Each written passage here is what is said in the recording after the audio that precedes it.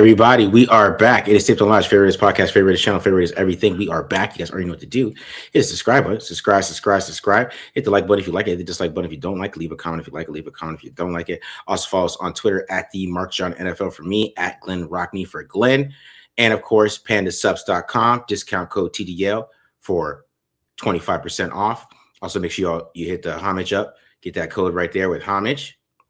Hit that QR code, support the channel that way, 15% off of everything there as well. And then, of course, you got the TDL store, got everything for the guys at the Taped Online store. What should we give away today, Glenn? What should be the giveaway today? The shorts? Oh, that's for girls. Well, yeah, that's true. Some of these guys might not have a lady to give them to. That's true. Let's do the t-shirt. Let's do the t-shirt. You're in the t-shirt in a minute. Yeah. And then what else you got? Maybe we haven't done the you did the track pants. Let's do the joggers. We do the all right t-shirt and the joggers. Joggers and t-shirt today, guys. Get so we're doing super chats in there. Yeah, $1.99. $1.99. $1.99. I know you guys are waiting on that duffel bag. I know some of you guys want the duffel bag or nothing, but we're doing duffel bag for the draft. We do that for the draft. Duffel. Right? First off, did they move the draft date up a little bit? I feel like it used to be like the 28th, 29th of the month. Now it's the 23rd. I love this. Yeah, that is interesting because usually it was like the 27th, right? I'm for moving it to the beginning of April, to be honest. What the hell are we waiting for? Like, this is so annoying. Like, don't even get me started, bro. Yeah. Don't get me started. After, dude, pro days for like 2 weeks. You do combine pro days for 2 weeks. Then the draft. Like, just come on. Yeah, it's ridiculous, man. How long we go with this? It goes literally from January, the Senior Bowl, all the way to now to figure out if a guy is worth your team or not. Like it's just such a interesting thing, and they still miss. Yeah, what? And I think to be honest, I think that there's correlation between how long you have to think about this and how cute you can get with your pick.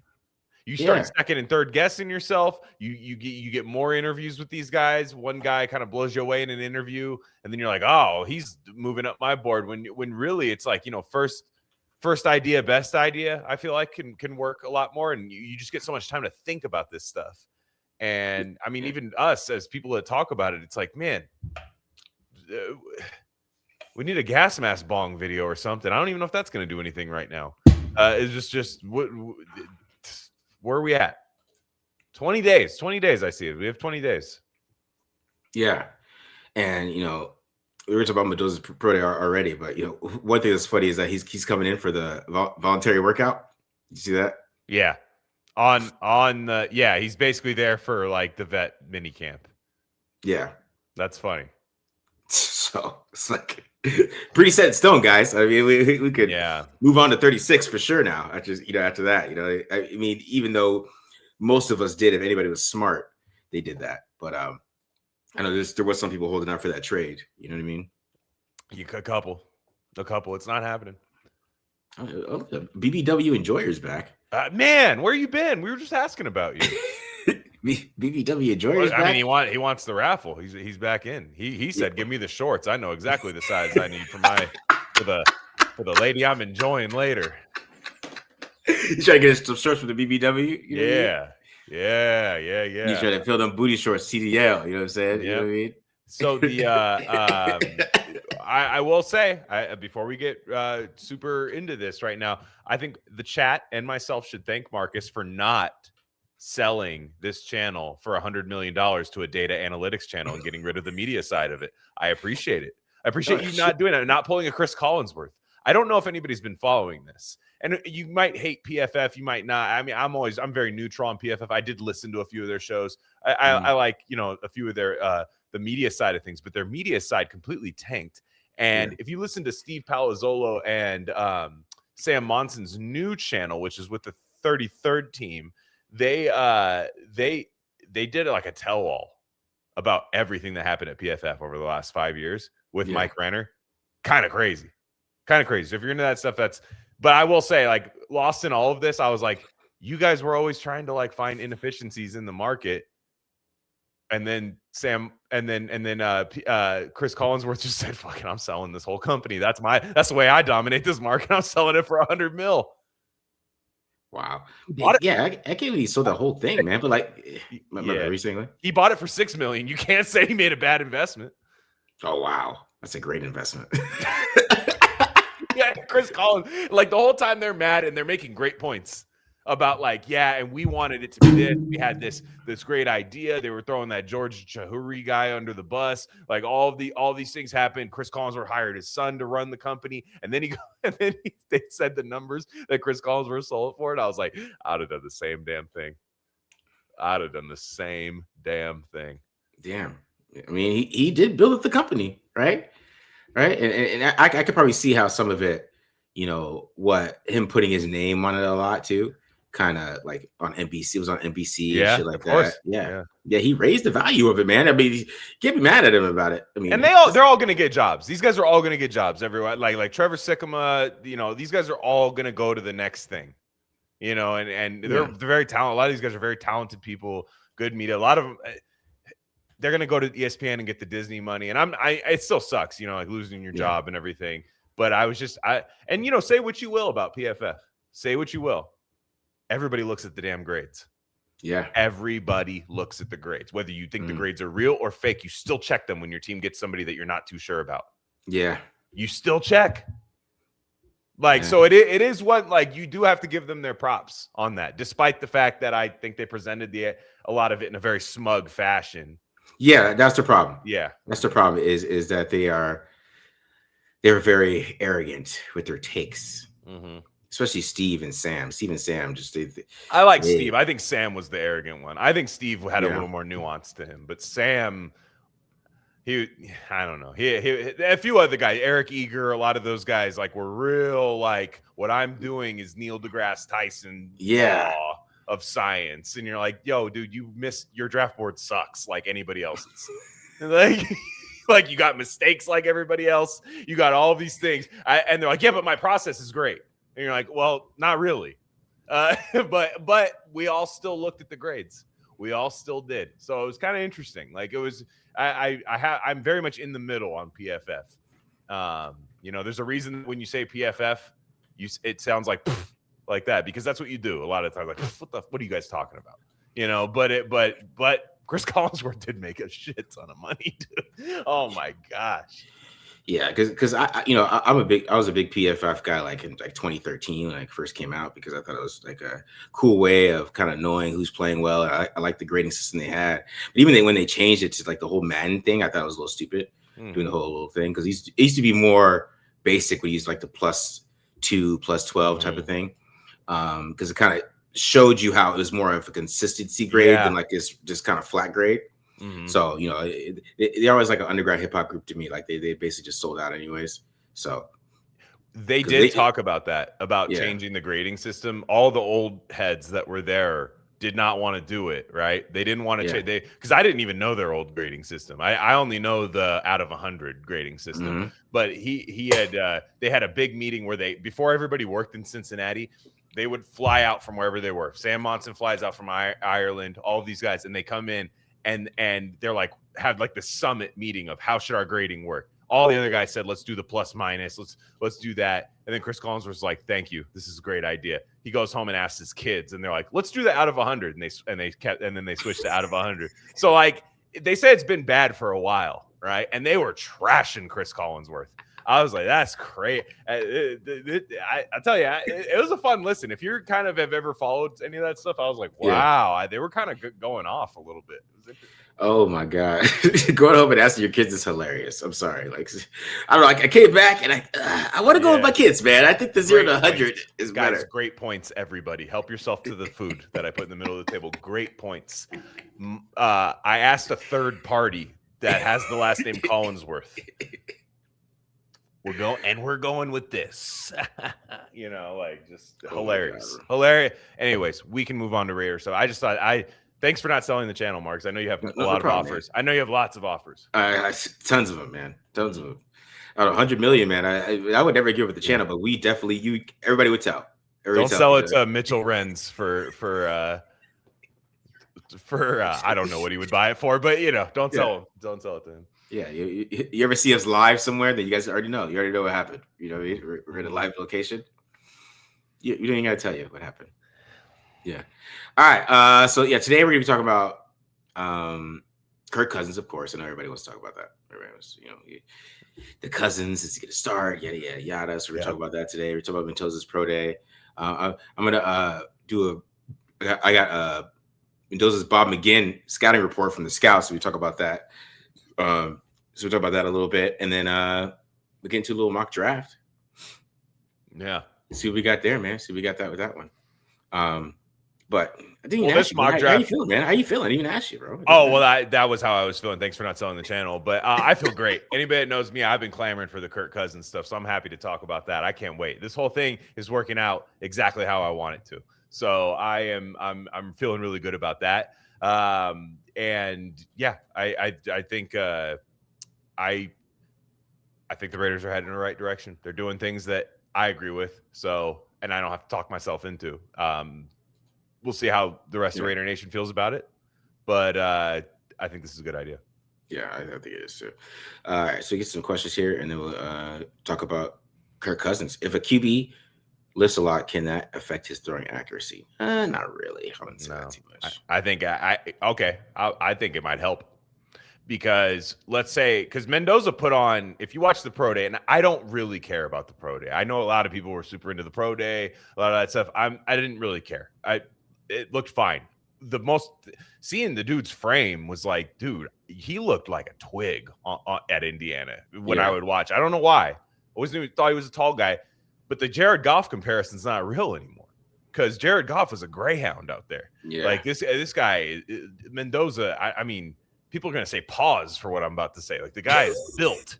And he, what I will say is when, growing up, like when I was pitching, they would always say, work out the legs, right? Doesn't matter. Mm-hmm. If you're as a pitcher, you could bench all you want, do traps, shoulders. It all helps. Don't get me wrong. But the legs, you get that leg drive. You can be more accurate because the torque on the arm, you're not overthrowing with the torque on your arm. So to me, I think I think the difference between Ty Simpson and Mendoza is the frame, like a lot of times, where Ty Simpson has to put everything into a throw, which is why you'll see him airmail Jeremy Bernard from time to time. When he sees it, he has to torque everything in his body to get out. You see Baker do this. Even Baker Mayfield does this sometimes. When he has to put everything into a throw, it's not always there. What I think this added weight will do for Mendoza is ability to just trust his mechanics and know the zip will be there. And I think it makes you more accurate personally. Yeah. I think it's interesting.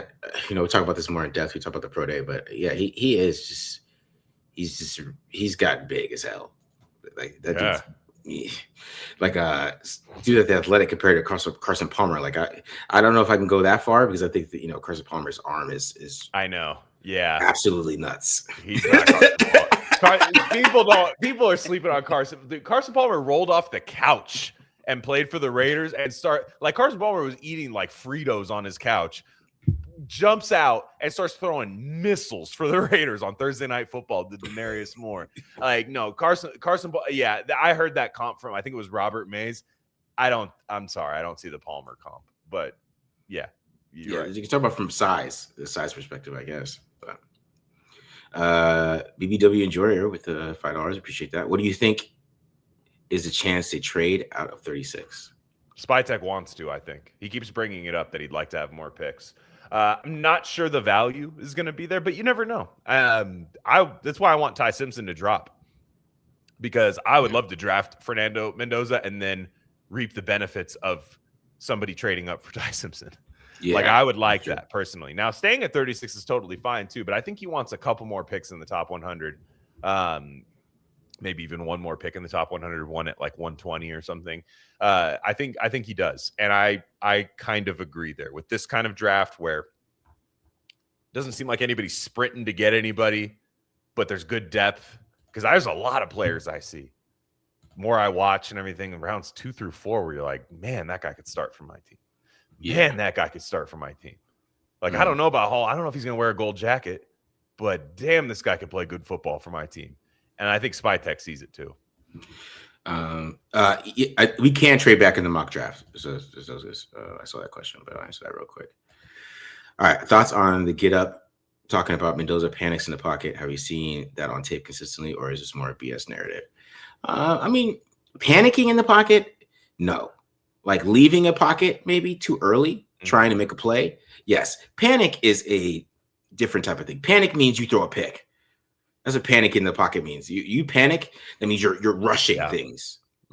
He doesn't throw interceptions, right? Because we talk about how people are saying he doesn't throw the ball this year, but he threw the ball like 50 times a game at Cal. He still threw 6 picks. So he's obviously a guy who doesn't turn the ball over a lot, right? And so I would say that he leaves the pocket too early, or is not patient enough in the pockets at times. So panicking is who would I say panics? You know what I mean? Derek Carr. Yeah, Derek Carr would panic sometimes. Especially Derek Carr. Jimmy Garoppolo. I think Trevor Lawrence does a little bit. Yeah, Lawrence. Mm-hmm.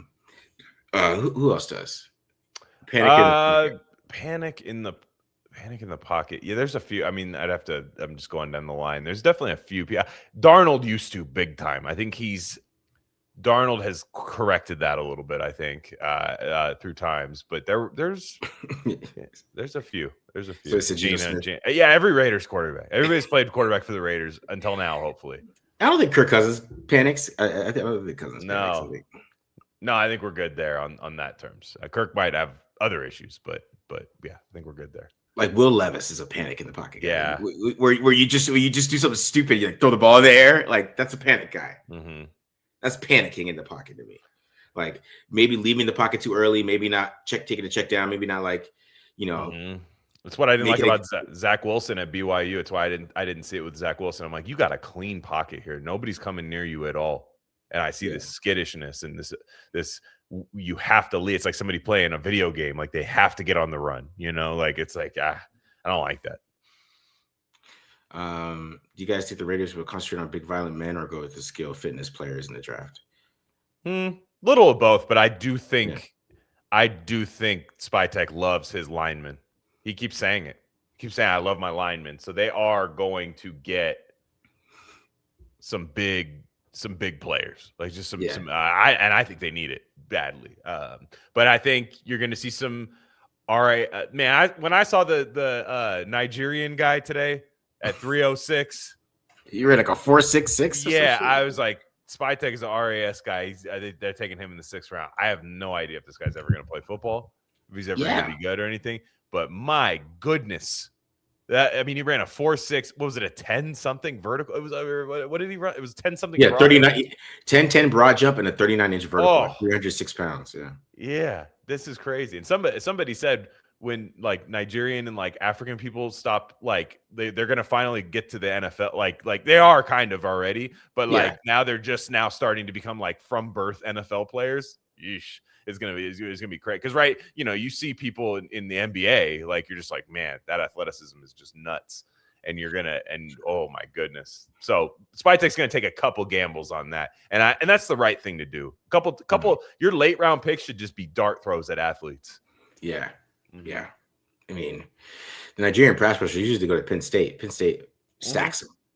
Away, guys like that. Yeah. He stacks them over there. Yeah, the Nigerian guys. Because a lot of the Nigerian guys, like even like Max Hienichor, he's kind of freakish, right? But he started playing football like 4 years ago. Soccer. He was playing soccer. I was like, bro, you 300 pounds playing soccer? That's how Ndamukong Suh was like that too. He's just like I don't know if he's Nigerian, but I just mean like I think he is. Yeah, so I just mean like he was playing soccer. So it's like after a while, like somebody was just like, "Yo, I got this other sport. You guys won't believe it. You get to hit people. They don't pretend like they're dead when you hit them either. Yeah. This is gonna be crazy." That's funny. Have we ever had a front office and coaching staff that seemed to have a plan like this one? I wasn't alive for it if that was the case. I definitely see the vision. Now, is it going to work? We'll see, but I see the vision, and I think that's a good call out. Yeah, I like the vision that they have. Because I think we're seeing Spytek's vision for the team. Yes, finally. right? And I'm super interested to see what his vision for this team is. I'm really excited about the draft. I really want to see what he does with the draft because I didn't think he did that bad last year, and I think we might see some of those guys take a leap that maybe we didn't think would take a leap. So I'm kind of excited about what he's going to do in the draft this year. I'm excited about that. All right, a couple more questions here. What happens if we'll save that question? Oh yeah, no, I got a full take for that. Yeah, we'll save that one. We'll save that one. What do you guys think of Rob Leonard practically crying on camera, talking about what it means to be a Raider? That was a nice interview. I watched that whole like 20-minute thing with him and I think it was Eric Allen on the Raiders YouTube channel. That was a nice interview. I know, everybody pointed me critical of Rob Leonard. It was nice to hear his journey. I didn't really know a lot about his journey. That was really cool. Talking about being a GA and then working for the Giants, working under funny Tom Coughlin stories. And no, I mean, look, he's survived a lot of coaching changes already. Yeah. So there's got to be something there, right? So I think it's authentic for sure. I think it's absolutely authentic. I think he's been here long enough. He's, probably not loved a lot of the roster turnover, but also, gosh, like let's get some talent. And let's know for sure whether he's good or not. Let's get some talent on this defense. Yeah, I'm interested to see what he does this year. Because I mean, he's a young guy, and I think having a young coaching staff. I mean, if he's really good, then I mean, think about that, man. He could be awesome. That's the thing. It's just the mystery of it. We don't know. You don't know if he's good or not. So it could be a guy that I also think that if he's not good, Kubiak gets rid of him really quickly. You said that, and I think you might be right. Like if they are ass on defense like if they're just not showing anything, they got to be like second half Antonio Pierce interim coach year defense for him to get kept. I think. Yeah, because at first I even me, I was thinking like, look, I'm not sure we're gonna know this year, but that was when they were trading Max. Yeah. But now you have Crosby, you got two linebackers playing behind him. And there's not a lot of depth, but hopefully we can add some in the draft. But you should be able to, like, I need to see that you can kind of pull something out of what's there. Now, does it have to be elite? No. But if they're playing like league average defense this year, hell yeah. Like that's how good that would be for this team. League average defense to us would look incredible for like a full season. Would be like, yo, they're hating on us. We're top 10. Like we'd be thinking that because we just haven't seen that. Yeah, I think it's more about how he finishes because I mean, it's a new defense, so it doesn't start fast, right? And the struggle at the beginning of the year, then he's a new coach, right? So you gotta give him some time. But if they go through the whole season being ass, like if let's say they're like they're like 25th in yards going into like week 8, but they finish like 16th or something like that. That's what kind of the growth that he's going to want to see. Because it tells you there's some momentum there. But if they're just completely ass the whole year, then he's out. Yeah. No, and it'll be a thing where you'll know. Like you'll just know. I think we'll all know. And I think they'll be able to get somebody really good. Like they'll be able to get somebody in there if the offense is looking pretty good. We'll talk about if Mendoza, what the plan is for Mendoza, but like, maybe he comes in and looks pretty good for a little bit. I think it'll be a good destination. And if they have a good draft, I mean, man, if they have a good draft where they get some good defensive pieces in there, it's going to be an attractive job. And hell, maybe even Rob Leonard has a good year. Yeah. Yeah. All right. So let's get to our first topic here, which is Kirko Chains. Kirko Chains. Drank in my cup. MySpace. Drank in my cup. MySpace anthem back in the day. People Good up. I don't girls would have that, man. So you knew you could smash first night if the girl had drank in my cup on her MySpace. Drank in my cup. You're like, this is gonna be easy. This is playing on rookie mode. Yeah, man. Just bring the trees, bro, and you already got it done. Not even a lot either. Bring like a half-eighth in a Wendy's napkin. Or the cellophane from a cigarette case. Like, you know what I'm saying? Like, we're good. We're good. We're ready to go. All right. So Kirk is in the building. Kind of what we expected. I think what caught me off guard was funny when Schefter tweeted the contract and I saw it pop up on my phone and I was like, what in the fuck is going on? Hell yeah. And then I got online and saw Ian Rappaport's tweet. Yeah. He's like, it's only about a year, 11 million. Yes. So I should have put that out there because I don't know the dynamics of that contract like that. But what were your thoughts on the signing? Man, I love it so much. I just, it's who I wanted as this veteran bridge. Now, okay. Oh, I knew there were some Raider fans that didn't want this to happen.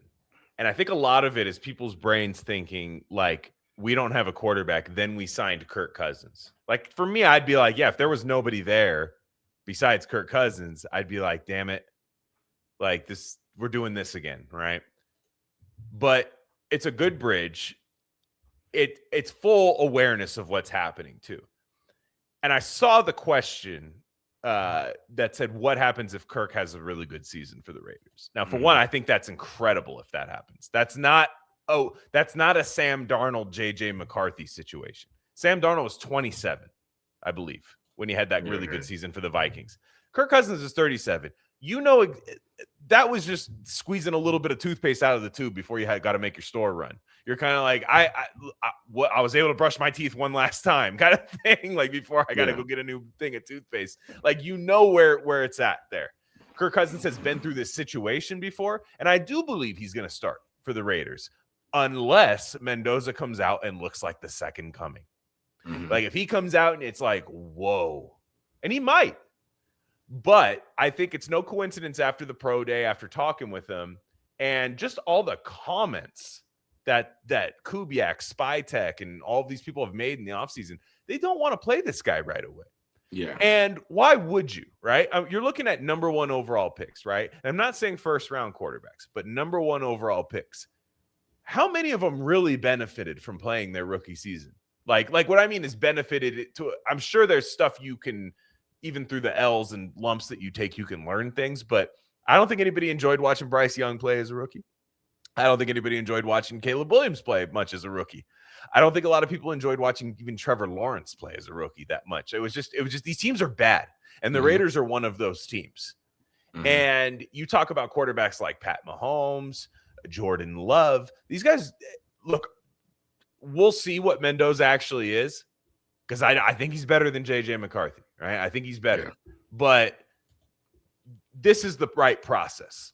And I was talking about it last week. You got to make sure this works, man. Whatever you do as a team, you just have to make sure that you know if Mendoza's the guy or not. Like, you have to just know. And this is a way to know, right? Because Kirk might not play the whole year. They might suck. Yeah. But even if Mendoza comes in by week 6, you would at least hope the offensive lines had time to gel in the new scheme or something, rather than just throwing him out there from an RPO heavy offense to kind of an under center offense that they're running right now. We wouldn't be very we're patient now. We love it. We're patient. Sunglasses on, sitting in the sun, a little tropical umbrella drink in our hand right now because we love it. But the minute the games start happening, we want Mendoza to produce the minute we see him out there. Yeah. So to me, this is a good signing. This is a no-brainer. This is what, in my opinion, you had to do. Yeah, and I think it makes sure that you have a good backup too. Also, it gives them kind of the assurance that they're going to go into the season with the best quarterback playing the best, in my opinion, right? Because if Kirk Cousins struggles, I mean, which could happen. Yes, I mean, he's an older player, very much on the table. I mean, he could struggle in preseason. Yeah. You know what I'm saying? Like, he could have a bad preseason. You could have a bad training camp or something. You know what I mean? Yeah. Like, all those things are possible, but it kind of gives you that assurance that, you have some kind of quarterback that can play well, and you don't have to depend on a rookie year one, right? So maybe you get off to a good start or something like that, or maybe if he struggles right away, you have to put Mendoza in. But it could be like a Justin Herbert thing where, like, he gets hurt with Tyrod Taylor, because Herbert wasn't supposed to play all rookie year either. Yeah, that's right.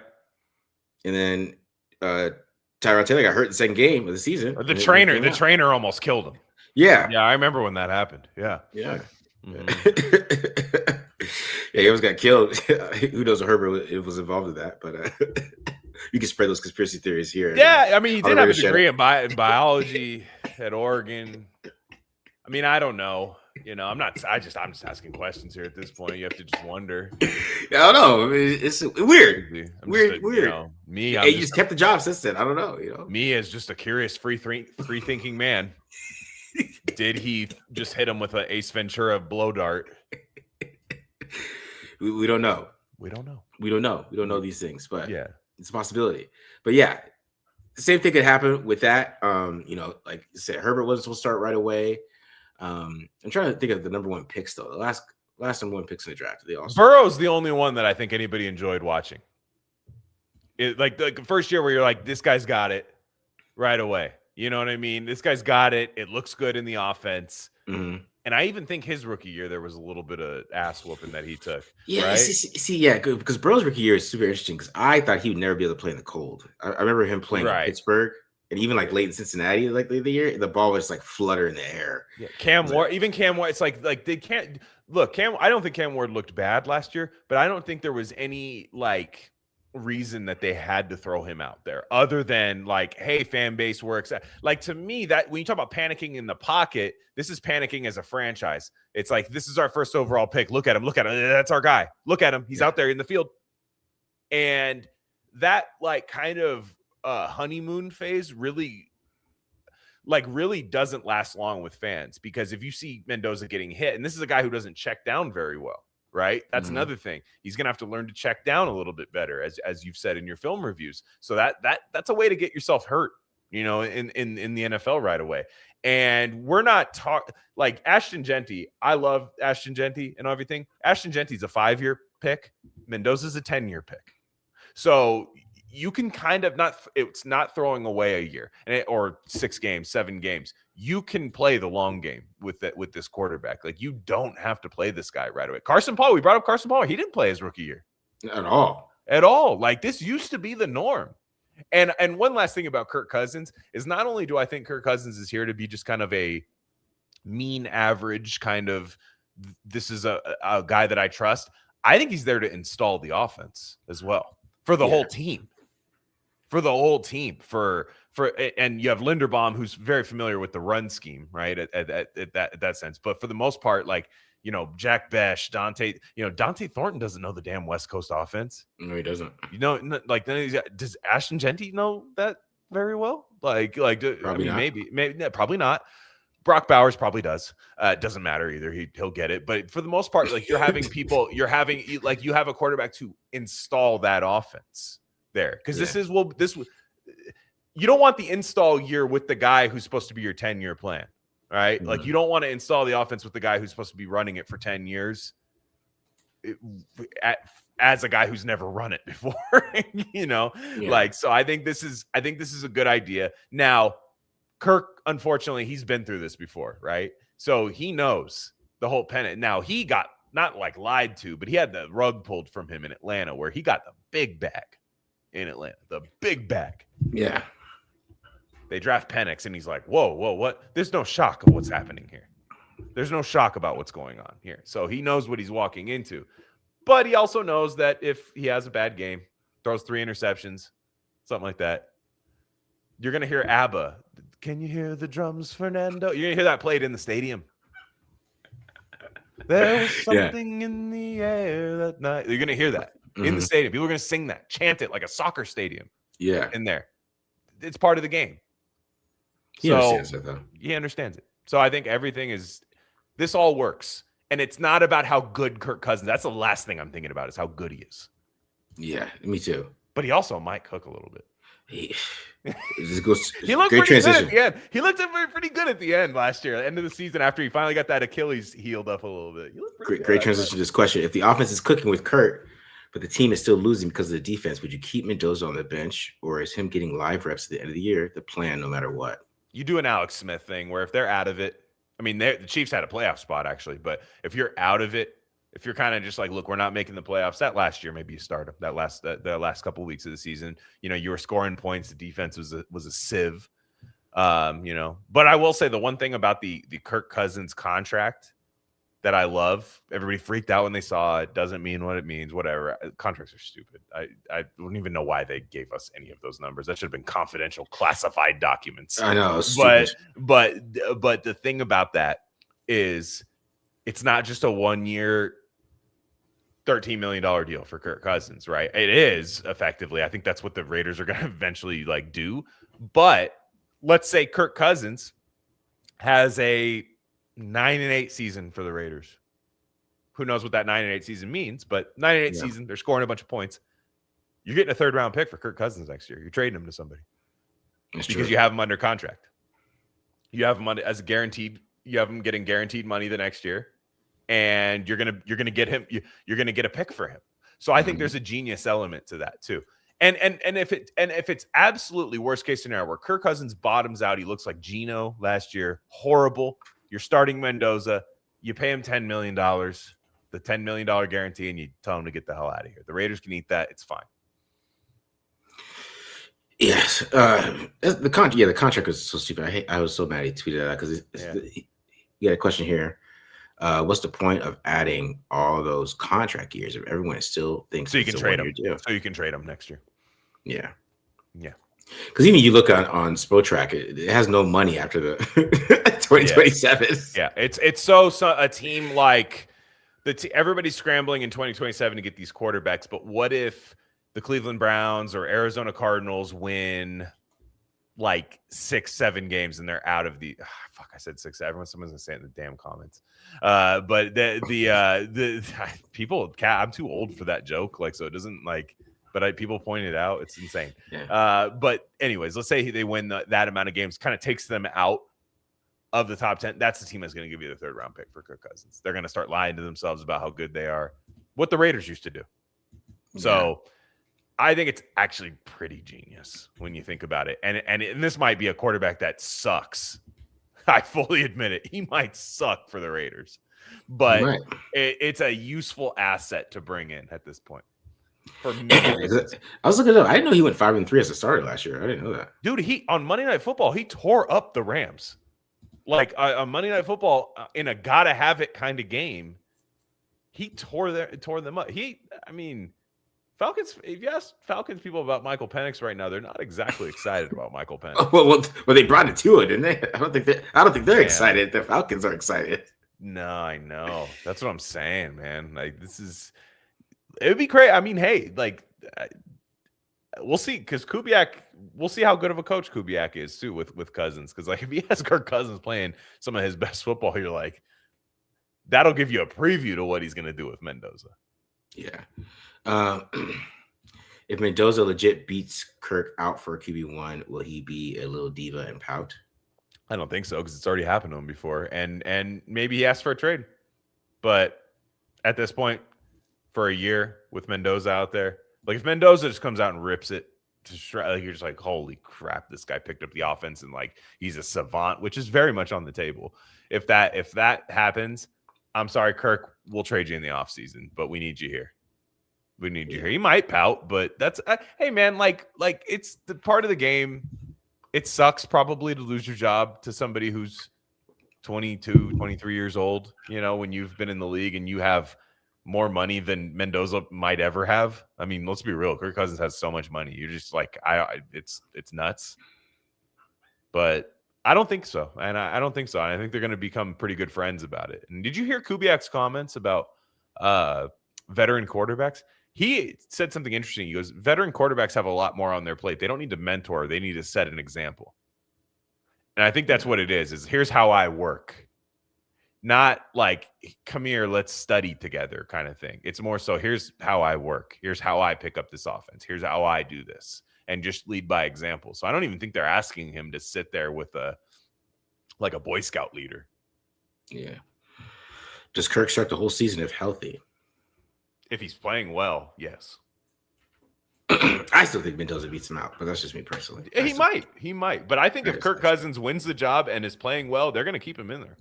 Yeah, it's like I just think it makes a competition too, like because it's not like they don't want him to play; they just want to make sure if Mendoza's not ready, he has a quarterback, right? Yeah, you know what I mean. So that's got to be the thing. It's just Kirk's arm's dead. That's basically his problem. Yeah, it wasn't a good arm in the first place, right? So he's on the kind of that back end part of it where it's like where it's all bad at that point. You know what I mean? So might happen. He might get to camp, but again, it's still a good signing for the Raiders either way. I think. yeah, for sure. All right, let's get some more of these questions here. What else we got here? So y'all down with Kirk on the roster? I want Fernie to start. Fernie, I never heard him called Fernie. I haven't heard that one yet. Let's go back to the drawing board on that name. But, all right. I want Fernie to start learn trial by fire, like how Peyton Manning had to learn. So yeah, I mean we're down with it, pretty much. If he wins the job, it's fine. I don't know, man. Everybody wants to see that until they actually start watching it. Like, all I'm saying is you can develop bad habits in that trial by fire year. You can develop bad habits.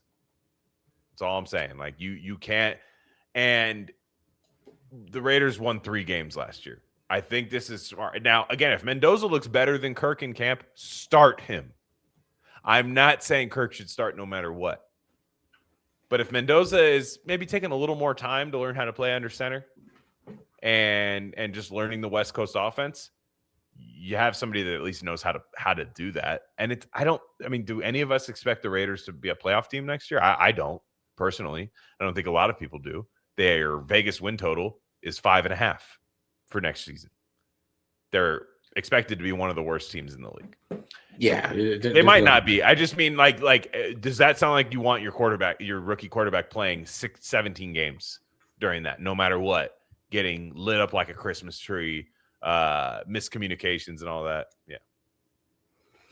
All right. No, I don't think they're winning. People, do you think I'm winning? No, I don't even think. I just think Kirk might play kind of well. I don't think their defense is good at all. I don't think they're good. Their defense sucks. So no, I don't think they're winning 9 games. I don't think they're winning 9 games no matter who's quarterback. Yeah, because I mean, you have to figure out how they're going to do in the defense. I mean, if they play better on defense, maybe they get to like more wins. But they're going to have to play well on defense, though. It's going to be a very surprising. You got to run. If they're going to win any games, they have to run the ball really well. Yes, and play good defense. And I don't know. Are we for sure that's going to happen? They can run. I think they're going to run the ball well. I'm not sure they're going to play good defense. Actually, I'm pretty confident they're not going to play good defense. Yeah. All right. I got a voicemail from Ryan here. Let's play the voicemail real quick.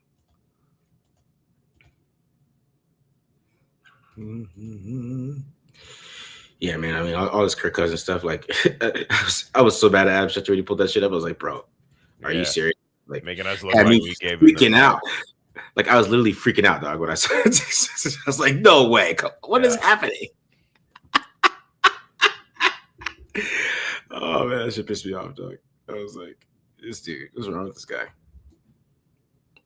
All right, here we go.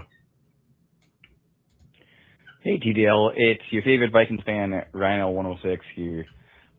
Just want to congratulate you on the Kirk Cousins era and ask, what would be your ideal number of starts for him before Mendoza takes the reins? And also, what the heck are those 2 nice Christian boys going to do when you cut them loose in Las Vegas? Love the show. Love what you guys do. I'll hang up and listen. Bye-bye.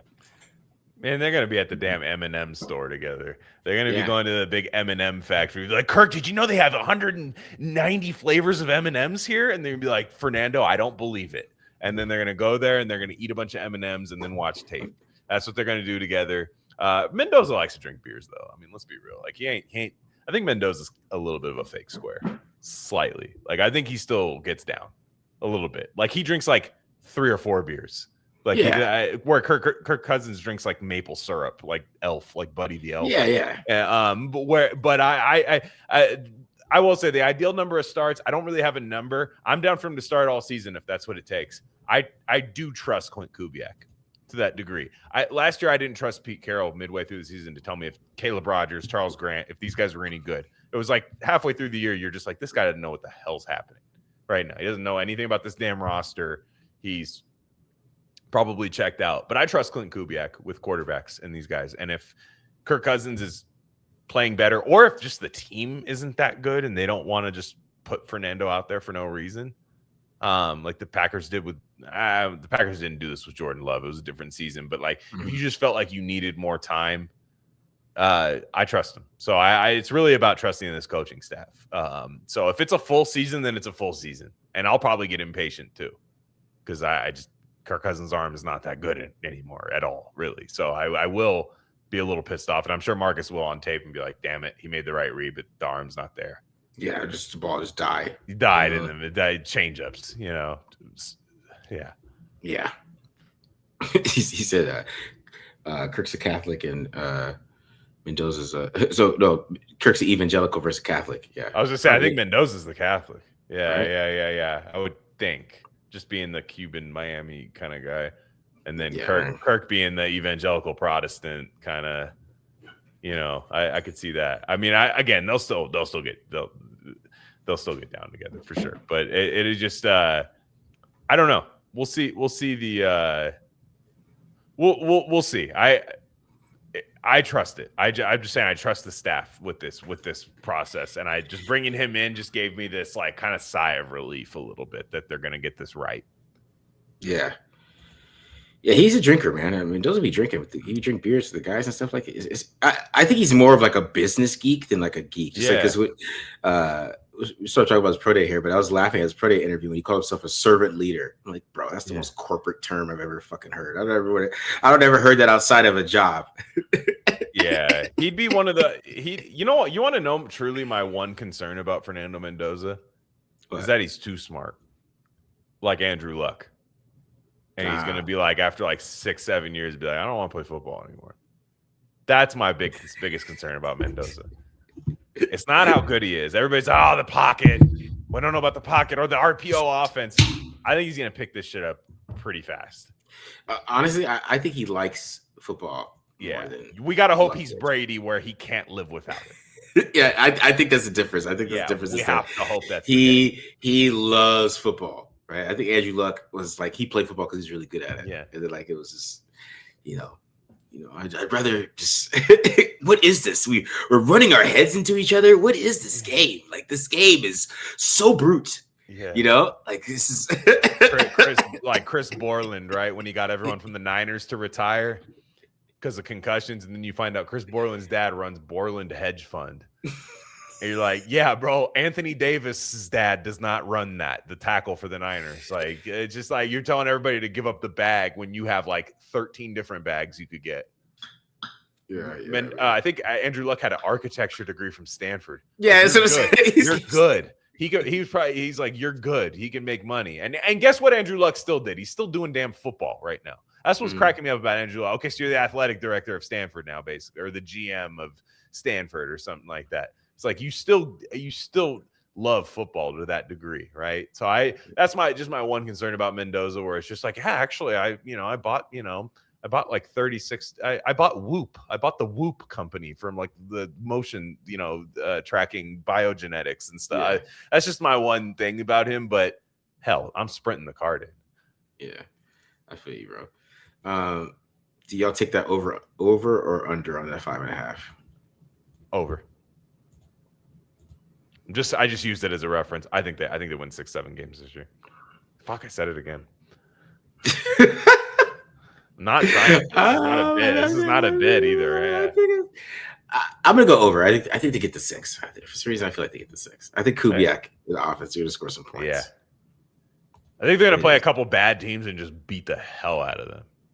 Yeah. Like where you're like, ooh, man, they beat the shit out of, I forget who's on their schedule this year, but you're like, ooh, this team's bad, and they beat them like 33-10, and it was just, yeah. Does AOC make the roster or get traded? That's a good question, because this signing's not very good for him. No, it's not. But also, what's the harm in, okay, I think he's available to be traded for, but is anyone giving up anything good for him? That being said, the Raiders traded a 5th-round pick for Kenny Pickett last year. Teams do this. Teams do, like, at the end of preseason when they don't like their quarterback room, they go, give up a 5th for Aiden O'Connell. And do you take it if you're the Raiders? And also, is Mendoza, if the plan is to sit Mendoza, is he QB2 or QB3? I think Mendoza has to be QB2, right? You think so? Because if the plan is to really sit him, you're not waiting for Kirk Cousins' Achilles to pop. I don't think the plan is to sit him like that. I think the plan is for him to be all right. like. You know what I mean? I think ALC just gets cut, probably. Yeah, I hope somebody trades for him. That'd be tight. I think he just gets cut. I'd pull for him too if he was on a team that I didn't mind. I'd pull for him. If this was last year, is it Cousins a better signing or signing the Gino? No, it'd be garbage because you wouldn't have Mendoza on the roster. Like, you wouldn't have this succession plan. Like, that's why the Cousins signing, even signing Gino right now would have been fine. Though Gino's mopey ass attitude wouldn't work as well for me. But that perpetual Eeyore look that he has on his face really annoys me. But the Gino's going to take us to the promised land. That was a great quote by Aaron Glenn. The fact is like, when you have the succession plan in place, the bridge matters less, right? Yeah. Because a lot of times you're saying, oh, we signed, this veteran quarterback like the Raiders have been doing all the time, Jimmy G. Well, it's a bridge till we draft somebody, but you're like, who are we drafting? You don't see it. Yeah. Guys on the roster already. All right. My brother's pissed me off right now because they called me back to back. And I'm thinking it's like a family emergency or some shit. Like, no, we're just at the bar, dog. I was like, bro, y'all can't call me back to back. You can't have two brothers. You can't have two people call. You can't call as brothers back to back. I'm gonna think like something bad happened. Damn, look, Baby Shook got a job today, and then he whoa. I was gonna say the first like 5 words of that really scared me. Really scared. So I was like, whoa. And then I read, okay. My wife fucked up my son's hair today when she gave him a fucked haircut. But the good news is that I got me a job today, and I managed to get a 5K signing. So okay, maybe should Kirk Cousins level. I'm so excited. I'm considering buying the entire TDL store catalog. Hell yeah. Well, first off, that's great. Hair grows back. Mm-hmm. Hair grows back. I've had some bad haircuts in my lifetime. I've had some bad ones. It's not good. You can't just go to Sport Clips and sit in the chair. You can't do it. Somebody said sugar daddy behavior, man. Yeah, I mean, he gave us that $49.99, man. Baby Shook, we appreciate you. That's what Baby Shook stands for. Yeah, we appreciate you, dog. We appreciate you supporting the channel that way. It'd be just really, really funny if he was just John Spytek this whole time. That'd be awesome. Yeah, the voice and everything. I mean, Kubiak is a Trey Tucker fan, so I don't know. I feel like he might watch the show. I feel like he watches the show. That was really refreshing to see. First off, man, can we talk about Clint Kubiak? He is the most boring person in the history of the world. I love a coach press conference more than anything. And this is not hating. This is not me. I'm just like, this man is so football. He does not like media. And he's just like his dad. His dad was boring, Charlie Brown teacher voice, like just boring as hell. Doesn't want to answer any questions. And but when you get him perked up about something, like, and I believe somebody asked him, what did you see when you on tape like that you didn't expect before? He's like, Trey Tucker's really good. Mm-hmm. And I was like, oh, here we go.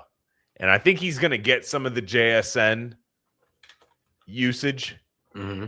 Not in terms of, I don't expect Trey Tucker to become JSN, but I think he's going to be used in a similar fashion. Because Kubiak said, he's like, we'd love to have, Calvin Johnson out there, but we don't. So you go with your best 5 eligible and you scheme them that way. And I was like, oh yeah, that means Trey Tucker's going to be treated as a number 1, in my opinion. Yeah. It's crazy how many people added me after that comment, man. I was like, bro, could you see what he said? Did you see what he said about Trey Tucker? It's like, I feel like he could be used like JSN, but I think they're going to. I think they're going. I think they're going, and we'll see. And this is a contract year for Trey Tucker, so let's see it. I think he deserves that chance. I think he does, man. He's gotten better every year. That's why I'm a big fan of him, because he's really what he looked like as a rookie, he does not look like now, and that's why I feel like they should find a way to make that work. But we'll see what they do. Mm-hmm. Do y'all worry about Kubiak and Leonard's coaching under pressure? Raiders have not been good in situational football. Yeah. That's one thing about Kubiak you haven't seen. As an offensive coordinator, you got to run your 2-minute offense, but you do have a head coach in there stepping in, calling timeout, doing this. So that's always a thing with a first-year head coach. This is a good year to learn when your win total's 5.5. This is a good year. Yeah. This is a good year to get that under your belt. I think he's going to listen too. I think he's going to listen to like the whole clock management kind of thing that teams implement. They always have that ulterior clock management guy that independent person that comes in and helps you with clock man. I think he's going to listen to that. Leonard, I mean, what is so situational football? Yeah, I mean, remember Pat, the reason I soured on Patrick Graham is remember when they played that stupid Baker Mayfield Thursday night game where Baker Mayfield walked off the plane for the Rams and beat the Raiders. Mm-hmm. They were dominating that whole game, the Raiders. Mac Hollins is doing the gritty after a great punt inside the 2. And then Patrick Graham plays like single high man press man that whole drive, and you're just going, why? I do worry about that with Rob Leonard a little bit, but I worry about a lot more with Rob Leonard if I'm being real. I have no clue what's going to happen. I mean, you thought the comments were interesting that they were going to do a lot more 4-2 under than maybe 3-4. I don't know if you want to talk about that a little bit. Yeah, which I thought the 3-4 thing was just for like the like normie journalists, right? Yeah, because what's base defense in 2026? It's nickel. Yeah, right. 4-2-5. So I mean, it does make you wonder if they are going to go get a nose tackle though. Like, I mean, if they do that, but it also means they need a nickel. They have Taron Johnson, but like I feel like they got to get a feature nickel. They got. Oh, and are there some guys? My goodness, are there some guys in this draft, rounds 2 through 4, where I'm like, oh, this is great. Yeah, man, they got to do something there. What if DJ Glaze and Caleb Rogers are good in the scheme? Can we invest in picks on defense to load up? I mean, I think you're not going to draft not any offensive lineman, just not early. I don't know. I think Spytek is one of those guys you're going to find out drafts one like every year just because. I think I agree with you, not early. I don't think they're taking one in the first 2 picks, but I could see it round 3 for sure. A guard. I could see a guard round 3. Not necessarily what I would do, but I could see that. I will say Kubiak and Spytek seem to really like the tackles. You do. I think they like the tackles, and I don't think that's a smoke screen, because what are they smoke screening for pick 36? There's no smoke screen. You're picking number 1 overall, and everyone knows who you're picking. So there's no like, oh, we love our tackles. We'd never take a tackle. Like there's no benefit to that. They seem to like their tackles. I don't know. I still don't get why they like DJ Glaze, because he doesn't seem like he fits or is athletic enough for the scheme. I don't know either, bro. I don't know. I could see Charles Grant fitting in there. And I think they really like Colton Miller. I think they're really, really banking on Colton Miller having a full season this year, which we'll see. But he was good when he played last year. He was good. Yeah, he was great last year. So, I mean, it's gonna be interesting. I'm interested to see what they do, how they feel about the offensive line, because it kind of showed us in free agency how they feel about it. Because you figure that would be a position that you would get some players in here, right, to fill in depth, but they haven't done anything really. Mm-hmm. They did Burford and they did Linderbaum, and just Burford. And Burford's back. Burford is your back end of your O line kind of thing. Yeah, which is fine. But yeah, that's they didn't do a lot. They didn't go after Braden Smith. They didn't go after a lot of these guys, which I thought they would. They went after Linderbaum, and they realized it all starts there. It's fair. Sounds good. Caleb Rogers is athletic enough to play in a Kubiak offense. We'll see if he's good enough. Yeah.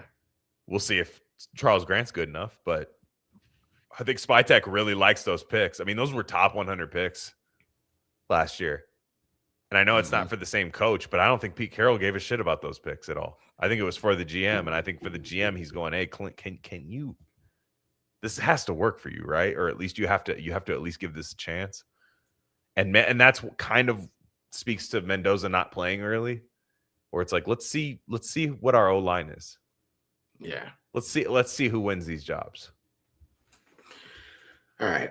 Would you guys rather see the starters play in the preseason or not, since they are installing new schemes? You gotta play them a little bit. You gotta play a little bit. Yeah. A couple of things there, here and there. What's the percentage going to be like under center versus shotgun? Primarily under center, so probably like 54 to 46, some shit like that. Wow. They're under center a lot. I'll say that. It's more than we've seen in a long time. Are the top 30 wide receiver visits a possible smokescreen to get teams to overdraft receivers so they can get their guy at pick 36? I mean, that's a. I don't think so. I think they want a wide receiver. It's not my move, but I think they want one. Yeah. Baby Shook, what are the details on Kirk's contract? It's basically 1 year, 11 mil, bro. 1 year, and then the guarantees the Raiders give him come in 2027. And you get the idea that they're going to pay him $10 million next year for this year's performance. They're paying him 1.6 or something for this year, so it's going to be like 11 mil or something total that the Raiders owe him.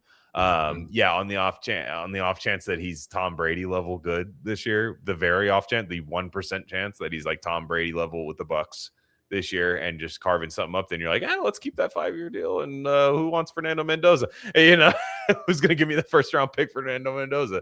That's what they have that contract for. And it's also very tradable at that point. It becomes very tradable where if Kirk Cousins has 6 to 8 really good games with the Raiders and somebody goes, that's enough for me, give me a 3rd round pick for him. I'll give you a 3rd round pick for him. That's what they're hoping for. And the Raiders wouldn't have that in free agency next year. They would have that asset to trade. So speaking of Mendoza, his pro day was this week. It was a big deal. I was on TV. Any thoughts on his pro day? No, I don't care about pro days. Jamarcus Russell ruined everything for me. People don't understand that. People just don't understand that. And I saw Steve Palazzolo talk about Jamarcus Russell today. He would have still gone number 1 overall today, which I get what he's saying. Because the arm was huge. He won in college and everything. I think Jamarcus Russell would have tanked his stock on social media. That's what I said. And people don't believe me. I think somebody would have filmed Jamarcus Russell. Somebody tried to tell me that Jamarcus Russell didn't have a drug problem until he got to the Raiders. I'm like, you're out of your mind. At LSU, he said it. He was like, at LSU, I was going crazy. Like I was drunk all the time and whatever else. Like, so he played in the last era before people were filming people doing stuff. Like Puka Nacua could have been at US or at LSU in 2006 and no one would have known a thing about him. And I think he would have tanked his stock there. Personally, Jamarcus Russell. I think he had the arm. I wanted Megatron because I saw him tear up Notre Dame that year. I was like, this guy's incredible. I have to have him. But Mendoza was just like, it looked good. He threw the ball well. The frame was really what stood out to me. Was like, man, this guy is really taking his conditioning seriously. And I thought it was nice for him to go out there and help out his teammates, help out his receivers, help out, the people that really helped him last year, in my opinion. And but I don't put that much stock into it. I was working at the time, and even if I wasn't, I'm not sure I would have tuned in. Like I know he's the guy, so I don't need any confirmation. Yeah.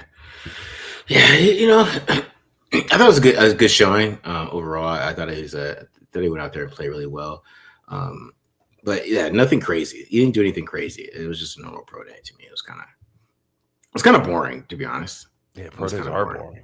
Pro days are boring, bro. Like it's not for us to watch on TV. It's for them to go watch it. Like I'm not there live watching his arm, but I mean if I was there live, it'd probably be a different experience for me. Because as I'm there live, I'm seeing it. It's kind of like being the Senior Bowl, where I get to see how his arm looks, how big he really looks. I think it's important for the Raiders to go see that stuff, right? But like us, whose pro day matters is in the same way the combine really matters to me. Like when it's somebody like Bryce Lance, the combine matters for guys like Bryce Lance because you saw him dominate at the D2 level, but you're like, how fast is he? And then you watch that, right? Mendoza's pro day doesn't matter to me that much because I saw him against top competition. I saw what he was. It's easier to project. But like to me, a guy like Jermod McCoy's pro day really matters because we haven't seen him play football in a year and a half or something. So it was like, oh, he runs a 4.3. Okay, he's alive. This guy's alive and can run. He's alive. Like that to me is when pro days matter. Is like I haven't seen you play football in a long time. Or you're from a very small school. Like if Ruben, like people have all these questions about Ruben Bain, right? Because of his short arms. I saw him dominate, man. The guy dominated. Yeah. So I don't really have questions. And he dominated with leverage, with his frame and everything. But if Ruben Bain went to some tiny school, Sam Houston State, I'd be like, yo, I don't know about those arms. I know. But he's at Miami taking everybody and just dominating them. So it's like his pro day, his measurements don't matter to me as much because I saw it against top competition, you know? Yeah, it was Gerald McCoy made some interesting comments. He said every defensive line coach and that he's talked to says they have a problem with Bain's arms. I hope it's a problem that gets him to pick 36. They don't think that he's gonna be that good in the NFL. Like okay, he said that on the Arena podcast. He said he was surprised. They all said that. Mm-hmm. So it's a thing, man. The NFL is not as high on Ruben Bain as we are. I hope it's bad enough to get him to pick 36, Mark. I do too. I was very excited. I hope he stinks. I hope people think he is lower than dirt. All right. What struggles could you see Mendoza facing when playing against each AFC West team? That's a complex question. Interesting, DJ. I got to think about that. Well, Denver, the pressure. All right, Denver, they're gonna the pressure with 4. Pressure with 4. Good secondary there. That's gonna be tough right away. I think also the Denver, you can run the ball on them a little bit, so it's that's there. Kansas City, it's Spags, like with Spags, like he's gonna. I think a rookie quarterback playing Spags is always tough. And then against the Chargers, it's just more so Derwin James. Like where's Derwin James? Yeah, Jesse Minter's gone though too. You know what I mean? He is gone, but that's why I'm saying it's like okay, Derwin James, like if they have that player that can just be anywhere at any time, and wherever your weakness is, Derwin James just shows up there. Yeah, I guess would be my thing. I was thinking about this. Probably, Spagnuolo will be the blitzes, right? Be the cover 0 blitzes, right? Where they're coming from, him picking that out. I think with the Chargers, I'm not too sure because they're not going to be playing the exact same defense. But I think the Broncos, it just be getting pressure with 4 is just awful for any quarterback, and that'll be his biggest issue because that's what the Broncos do. I mean, the Broncos blitz a little. They do blitz, so I'm not saying that they don't do that, but when you have Zach Allen. Coming right at you. And it just makes it tougher for a quarterback. That's all. Yeah. That's all. Who's the best slot cornerback? Is it the cornerback from USC last covered? I don't think so. The best in the slot. I mean, the best pure slot corner is probably be like Chandler Rivers, in my opinion. I think Chandler Rivers. I will say, hot take, Traden Stukes. I don't think he could play in the slot. I don't know, man. I don't know if he can. I think I've become a massive Traden Stukes fan. Like where it's like, yeah, you might be right, but I know he's gonna play somewhere on my team, and he's gonna play. And he's gonna play. I think he's good. Rivers, because you saw him actually do it, might be the best. Like you're like, okay, he played slot in college. Pons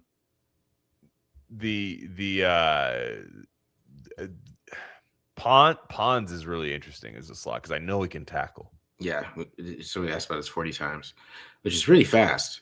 But yeah, he has to play the slot, bro. He's 5'9". He's 5'9". Yeah, he's 5'9". You're not playing outside. Sorry, but he can tackle. What I like about him is he can tackle. So I know he can because I bet with that speed he can be fine in terms of covering shifty slot receivers. But I know he can tackle in the run game. So he's tough as hell. He's tough as hell. I do love D'Angelo Pons. Oof. Yeah. Keontae Scott's a good one. Yeah, he's a good one. Keontae Scott is a good slot though. He's a good slot for sure. What else we got here? And we'll get this mock draft in here in a second. What realistic safety duo do we have? Do you hope we draft? Well, I guess Stukes because he plays both, but Stukes is one of those guys. I like Genesis Smith a lot.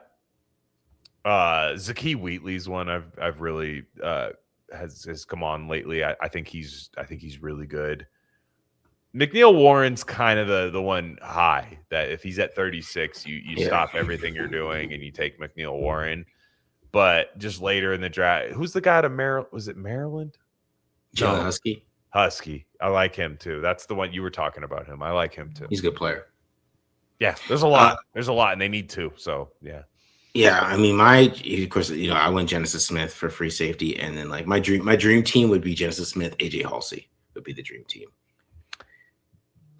Halsey is either they both can't tackle really. Halsey's good. I wonder how high he actually goes. Like to me, Halsey in the 3rd round is like a steal. Halsey in the 2nd round, I'm like, we'll see. Like I know it's just a round apart, and if they're good players, they're good players. But it's more so what am I passing on to draft AJ Halsey? Because I do think he's a little limited in his game. But what he does well, he does really well. Yeah. Developmental swing right tackle at pick 36. I don't think they're going to do it. I don't think so either. I don't think they're going to do it. I think the developmental tackle is Charles Grant on this team right now. And I wouldn't hate it if Max Iheanacho is there, but now you see Mike Vrabel is like damn near KY jelly wrestling with the guy at the combine. Like he ain't getting past 31. So Iheanacho is not there. So are you drafting like tackle 8? Yes. At 36? Because that's what you're drafting. I think if they're not going to take a tackle at 36, don't take one. That's what I mean. But the one you take at 36 might be tackle 8. Like it might be like, damn, this is not really. I don't know. I think you have a chance to get a lot of 2 and 3 at certain positions. Like I think you can get DT 2 or 3. At 36, I think you can get CB, I don't know, like you can get CB like 3 or 4 at 36. You could get edge 4 or 5 at 36, but I think you're getting like tackle 8 at 36. Now it's very valuable if they pan out, but I think they're going to focus on the interior if they're going to draft anybody, and those guys you can get rounds 3 and 4. Yeah. Baby Shook, I haven't came up with the raffles yet, so I don't want to announce the raffles. You got to give me some time, man. I got 3 weeks. Got 3 weeks for the draft day raffles. I got about 3 weeks, man, for that. We'll get into that. Why do I keep seeing Omar Cooper in the 1st round? Am I missing something? I mean, Cooper has good film, man. He does. He does have good film.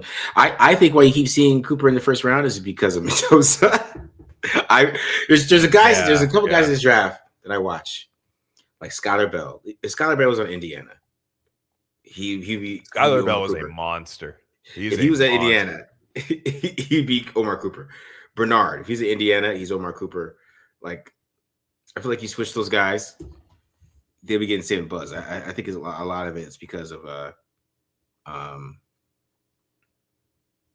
Mendoza itself. But yeah.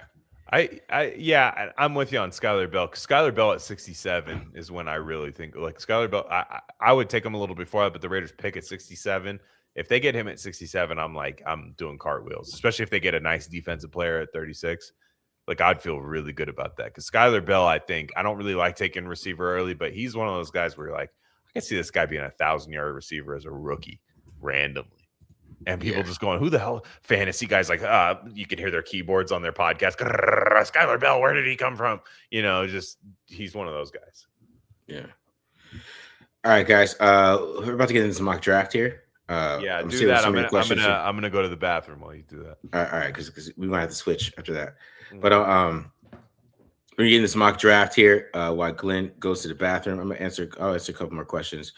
While Glenn does that. Do you think the running back from Arkansas would fit in the Kubiak running system? No. Mike Washington would not fit. He's a power back. Like he has to be in a gap scheme there. So yeah, he's pure gap guy for Washington.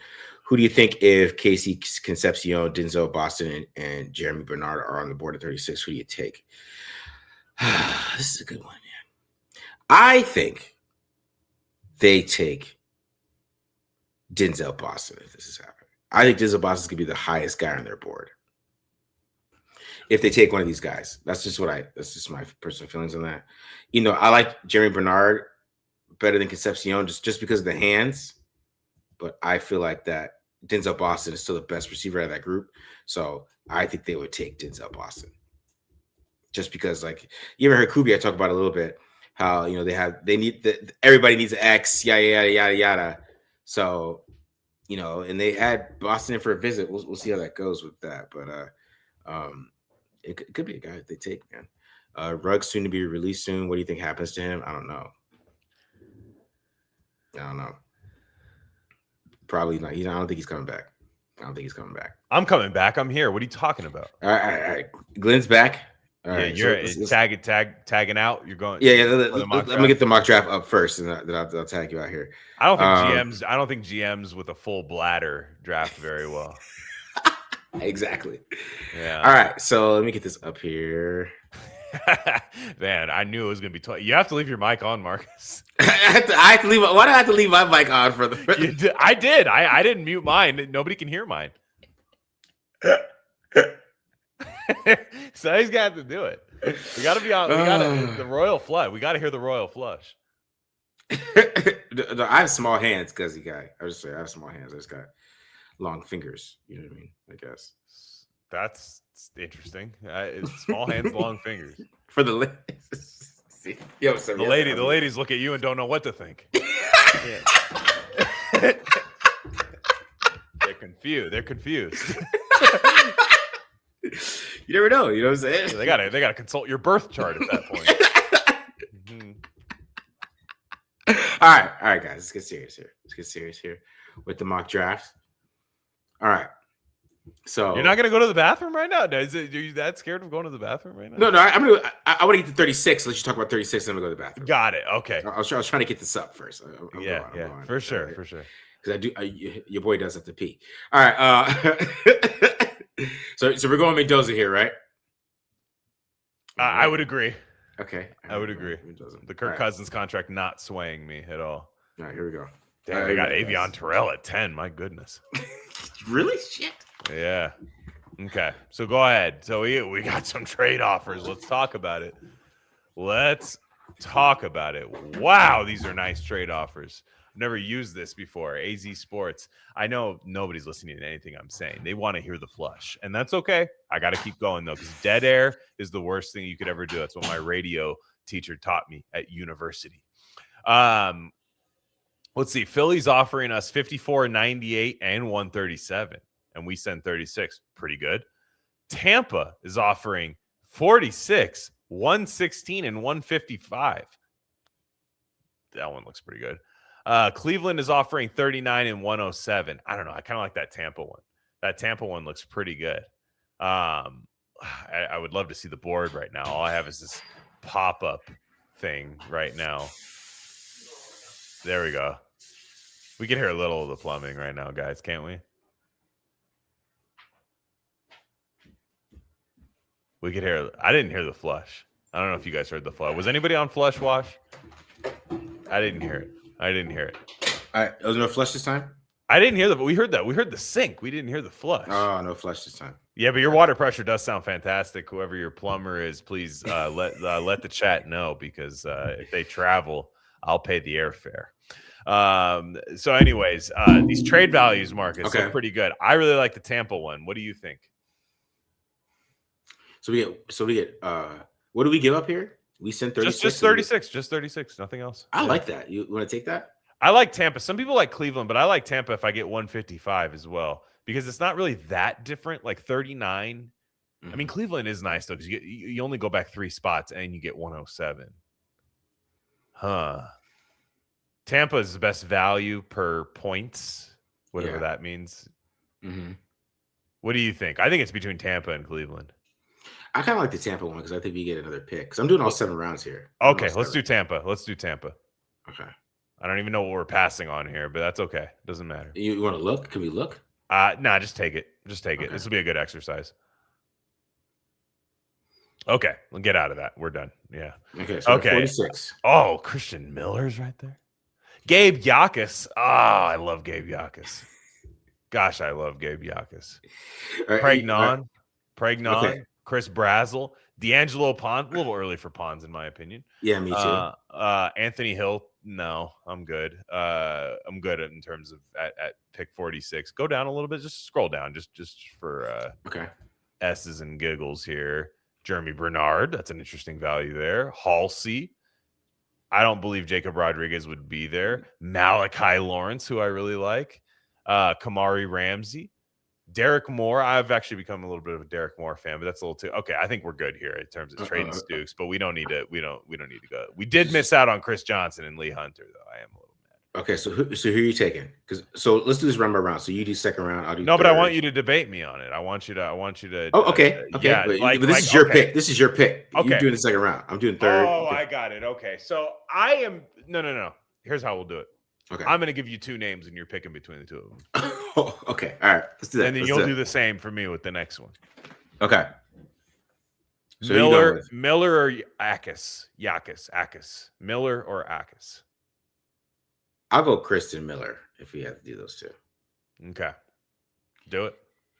Just because Pregnant's super interesting because, I don't think they would do that. But, D'Angelo Pons here is super high, I feel like. It's a little high. Maybe. I don't know. Maybe teams, I think like people like A to Z Sports are like higher on these guys. Yeah. Than I think the draft is because he's still 5'9", 177. Yeah. I don't care. You know what I mean? Yeah, I really am bummed that we didn't take that Cleveland trade because I wanted Chris Johnson. And Chris Johnson, we would have got him at 39. I am a little bummed. At least I went at 45. That was like, I know. Yeah. I will take Christian Miller here because the thing about Christian Miller is I know that resets my run defense. That resets it, and maybe and there is pass rush upside with him. I don't know if we didn't see it there. So look at our trades here. I think we've traded back quite a bit already. There's 76 and 135 though. But we also got another pick in the 70s, didn't we? Yeah, we did. Yeah, that's true. Yeah, so I don't think we need to do that right now. But let's take a look. Let's see what picks we got. Well, let's see who's on the board right now, and then let's see if we want to trade back. Okay. Jeremy Bernard in round 3 is pretty nasty. Malachi Lawrence still there. Ted Hurst, my guy, still there.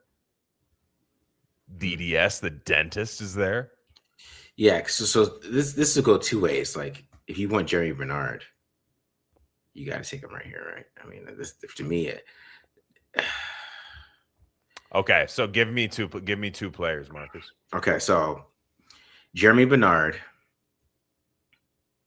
and I'm getting too far here. So Jeremy Bernard or Malachi Lawrence. Oh my goodness. Or you trade back to because we got 71 and pick. What do we get? We get 71 and is that 187? So here's some more offers here. You get trade back to 72. You can pick 189. Don't never trade the Chiefs. Dolphins. What was that first one? Washington's giving us 71 and 187. Mm-hmm. Okay, so and then now go down again. I just wanted to see 71 and 72. So we get 72 and that one looks pretty good. I mean, the best one, of course, is the Chiefs, but I'm not sure about the Chiefs. To me, I love Malachi Lawrence, but that might be a little too decadent at D-line. Like that might be not too decadent, but that might be using too. I would do this personally. Like I would love it taking Christian Miller and Malachi Lawrence because I'd be like, you know what? I found my other edge rusher. I think he could stand up in the 3-4 and all that. That being said, I think Jeremy Bernard at this value is really good. Let's go. I say let's go Jeremy Bernard. You still go Jeremy Bernard. You want to see what you want to see? What do you want to look and see what safeties are on the floor, or you want to wait? Well, let's take a gander. I think we got some time. We got time. Lord, they're all gone. Yeah, well, I still like some of them, but yeah, like my guy Wheatley is there, so yeah, okay, Lord. Yeah, okay. They are. That we are missing out on safety a little bit. We are, but they're not there. They weren't, and I didn't want to take one in the second round either. So okay. I go Bernard. Yeah. All right, let's go Bernard. I love Ted Hurst though. You didn't pick Ted Hurst. I do love Ted Hurst. I think Bernard is more of what they want. Okay. and a wide receiver. If Kubiak wants a wide receiver, because I think Hurst is more of a deep threat than he is like a refined receiver. Because my thing with Ted Hurst is at the Senior Bowl, he really didn't do anything. If you want to keep it real, He's and 6'4" with those strong hands. yeah, and he runs a 4.4. Like he has all the athletic talent, but I just feel like at the Senior Bowl where there wasn't like a stud corner out there, he should have dominated more, in my opinion. Like he should have stood out a little bit more, and he didn't. You know what I mean? Like Jack Best went out there at the Senior Bowl, and he was just killing everybody, and that's why the Raiders ended up taking him a lot higher than he thought he would. So that's why that's what always scares me a little about Ted Hurst, because I like his film, but when he had to play against higher competition, he kind of like disappeared a little bit. Okay, fair. So that's always there's a little fear with him there. That's all. And I'm not saying he doesn't have a good film and things like that, but when you're playing the top level competition, I need you to go out there and ball a little bit, kind of like like guys we've seen before that have gone out there and made a name with themselves. Yeah. Like Cooper Kupps. Like Cooper Kupp went from Eastern Washington. He went out to Senior Bowl, balled. Yeah. Nobody can guard him. You know what I mean? Those type of guys, like I need you to stand out like that a little bit. Instead, when you're playing better competition, you don't set up. So that's the only scary thing about Ted Hurst to me is that can he beat actual better talent here? Okay, but anyways. Right. So who did we? Can we just look at our picks real fast? Just my team's picks. It looks like you're on them a little bit. Hold on, draft board, right? I guess. Oh no, draft board. Okay, so we've taken Fernando Mendoza at 1, Kristen Miller, the defensive tackle out of Georgia, at pick 46 after a trade back, and then we got Jeremy Bernard, wide receiver out of Alabama, at pick 67. So looking pretty damn good so far. I think we'd all be pretty excited about it. Now, Marcus, I do have to say, Skylar Bell was sitting there at this pick. So it is interesting. We didn't know. Yeah, we didn't know that. We didn't know that, but it's like, what if we took Malachi Lawrence? Exactly. That's why the draft to me, like, yeah. You can't be like you. That's why you need to add more depth to free agency, in my opinion, because you get in these situations in the draft where like, I could have waited for Skylar Bell, and then you're mad at yourself. To be fair, I don't think Skylar Bell's there at 102. I just don't. Personally, I think he's gonna go, but in this situation, I think he is. So, okay, what does my board look like? And then let's go to trade offers. Okay, all right. So your board here, Emmett Johnson. That's an interesting one there. Deny Dennis Sutton. Don't you dare have him there at 102 for me. Don't you dare. Bryce Lance. We already took a receiver though. I don't know if I necessarily want to do Barham. Kyle Lewis. Yeah. Chandler Rivers. Okay. I'll give you the option here. Let's look at our trade backs here. Okay. We're not trading with Denver. Arizona wants to trade up to 102 from pick 104, and we would just all we get is a 10. All we get is 107. So that's the best trade. We get a 7th round pick. 205. Nothing's really jumping off the board at me. Who does Denver want? I was super interested because Denver has 2 trades. Yeah, these are just AI. I mean, it isn't really. Yeah. Okay. I know my choices here. Okay. So you going?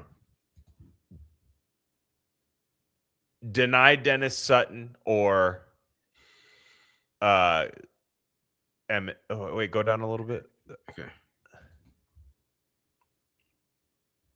Or Emmett Johnson. Ooh.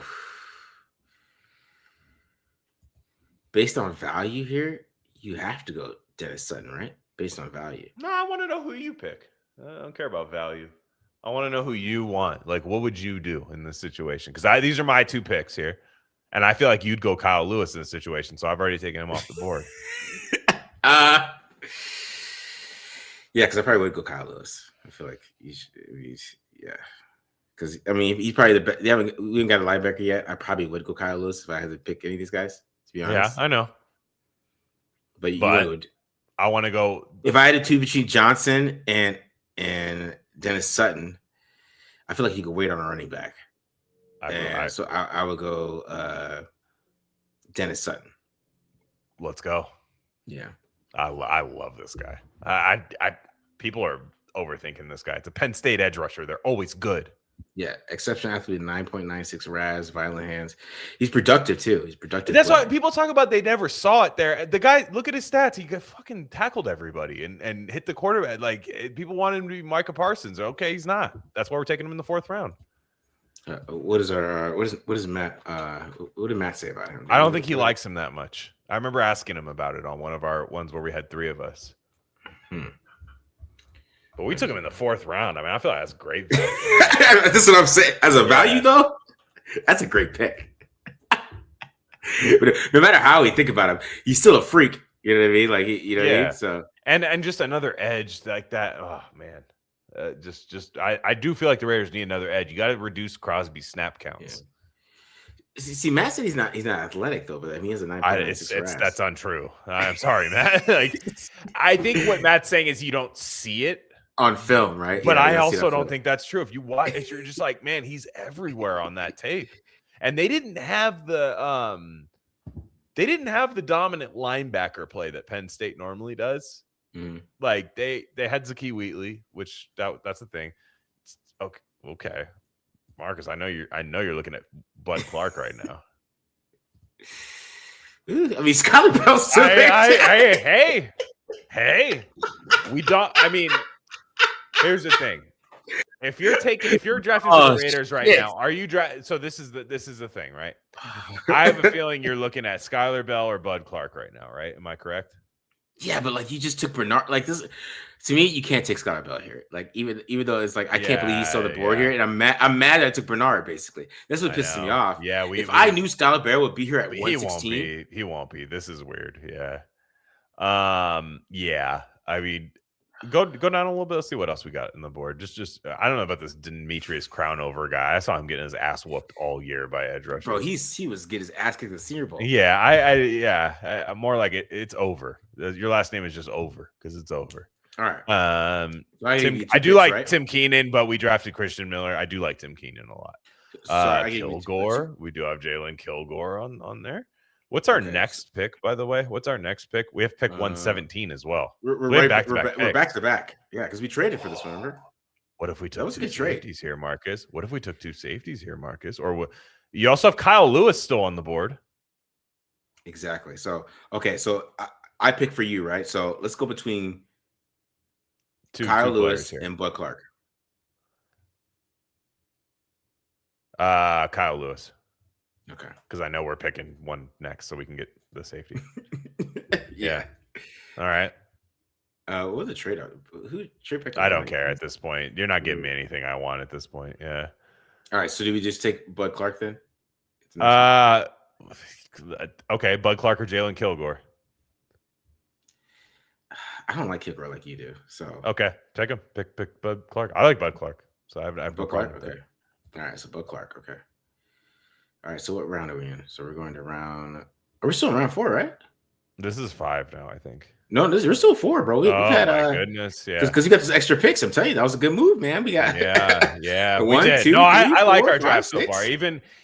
Even with missing out on a few things. We look at our pick. Do we go to my team's picks at the top? Our picks are right here, bro. You see it? Oh, they are. I know. I just wondered if they had them a little more clearly. My team's I don't picks. think so. Do they? Yeah, they're just a little more bold for everybody to see. Okay. I don't care if I have 3 new trade offers. Sorry. Just wanted to see Fernando Mendoza, Kristen Miller, I believe is his name. Kristen, yeah. Yeah, Jeremy Bernard in round 3. Deny Dennis Sutton. Kyle, I would be so damn happy about this draft. I'd be going crazy. No, the chat can't do it. Pick. We just did that.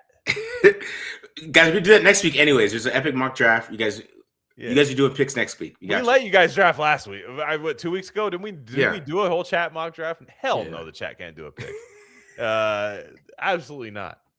Yeah, the chat's doing next week either. We already got you guys prepped. Epic mock draft. It's gonna be you guys. So plus we're cooking, by the way. Yeah. We're doing a damn good job on this one. We're cooking. Okay. Is this me? No. Yeah. You picked the 2 guys. I picked the 2 guys. Okay. Pause there. But let me see. The okay. Emmett Johnson is going to be one. Okay. Or Takario Davis. Ooh.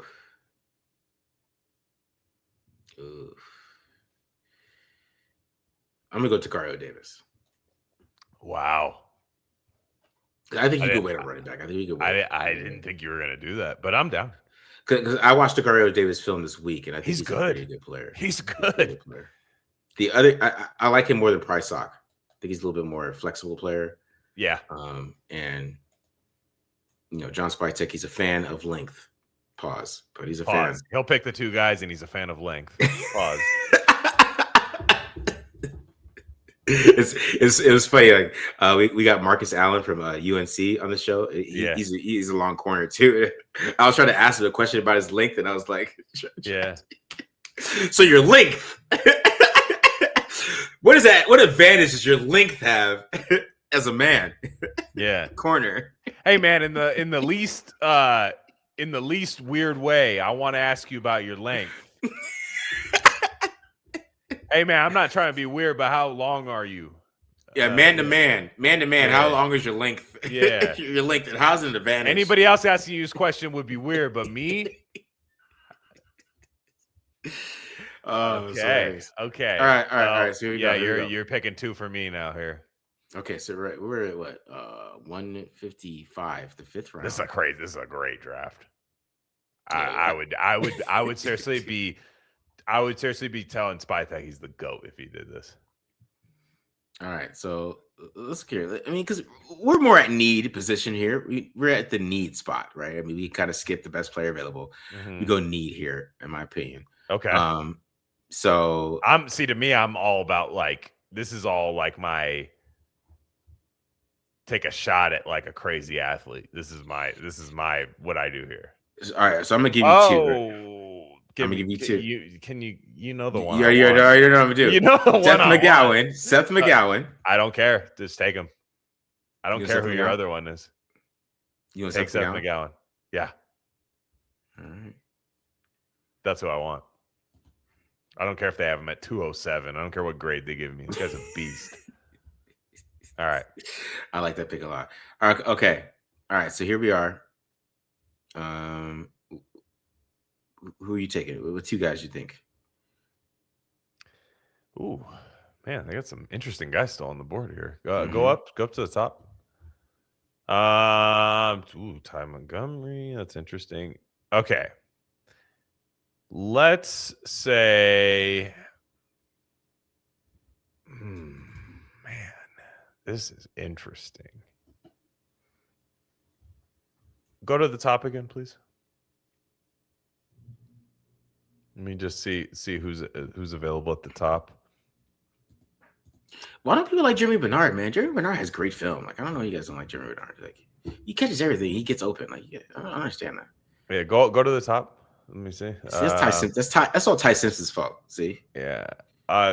Xavier Harris is going to be one of my picks. Okay, Xavier Harris. Okay, big Mr. Fat Man. Or Dallin Bentley. I think Dallin Bentley. I like Dallin Bentley a lot. Okay. Between those two. Okay. All right. So, he could block too. Dallin Bentley could block. So Dallin Bentley and who else? Xavier Harris. Or I don't even know if that's how you say his name, but the big dude out of Ole Miss. So I would take Harris. Okay, do it. I'm not gonna be mad about D-line. I'll take Xavier Harris then. All right, what is it? Raiders on the clock. Oh, nobody wants to trade with us. That's what it said. Yeah, I don't want to trade anymore at this point. Nobody's giving. People might give me a damn trainer at this point. All right. So here for me, let's go. Chris McKellen.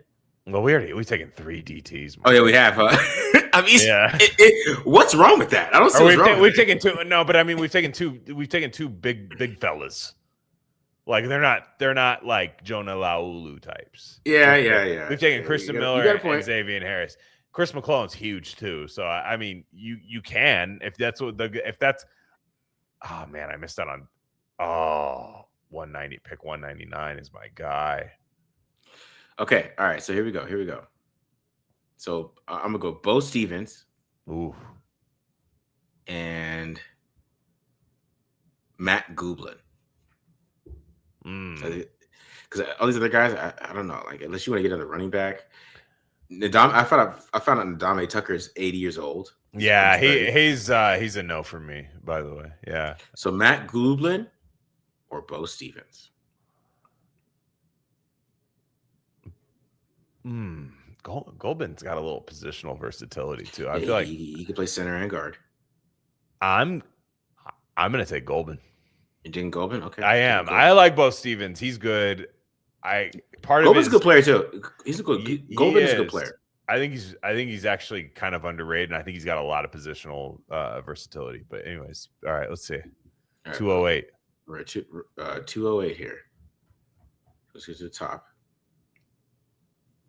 I mean, can you pass on Chris McKellen this many times? Yeah, I mean, at this point, like that. Yeah, okay. Keep going down a little bit here. Let's see. Okay, we're gonna go between Caleb Douglas. Okay, is gonna be one pick.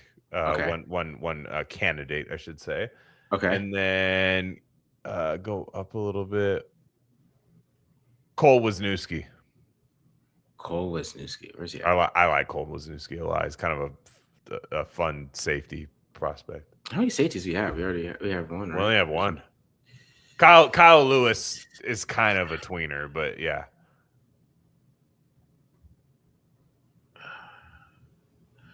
All right, let's go Cole Wisniewski on this one. Damn, you tape don't like guests. Snub. I know. Snub. Is he still there? This is the last pick? Yeah. Ooh, Heidenreich is there. Caleb Douglas is still there. Caleb Douglas is still there, which is kind of funny. Yeah. Yeah, you're picking the two here. Okay, so let's go Bo Stevens. That's crazy that he's still there. Yeah, I know. Bo Stevens is what I'm saying, because I feel like he's the best player here. Let's go Bo Stevens, Caleb Douglas. Caleb Douglas. All right, we're going Caleb Douglas.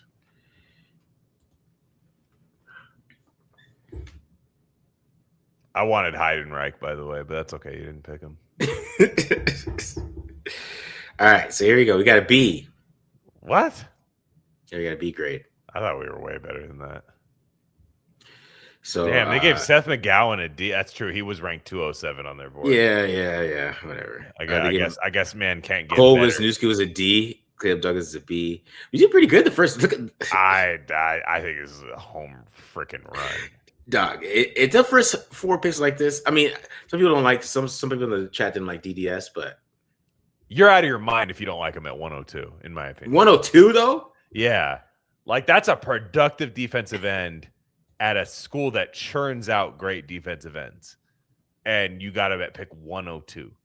Like, I don't know. I don't understand how people don't like DDS. Like, I think he's a lot better than he's getting credit for. Yeah.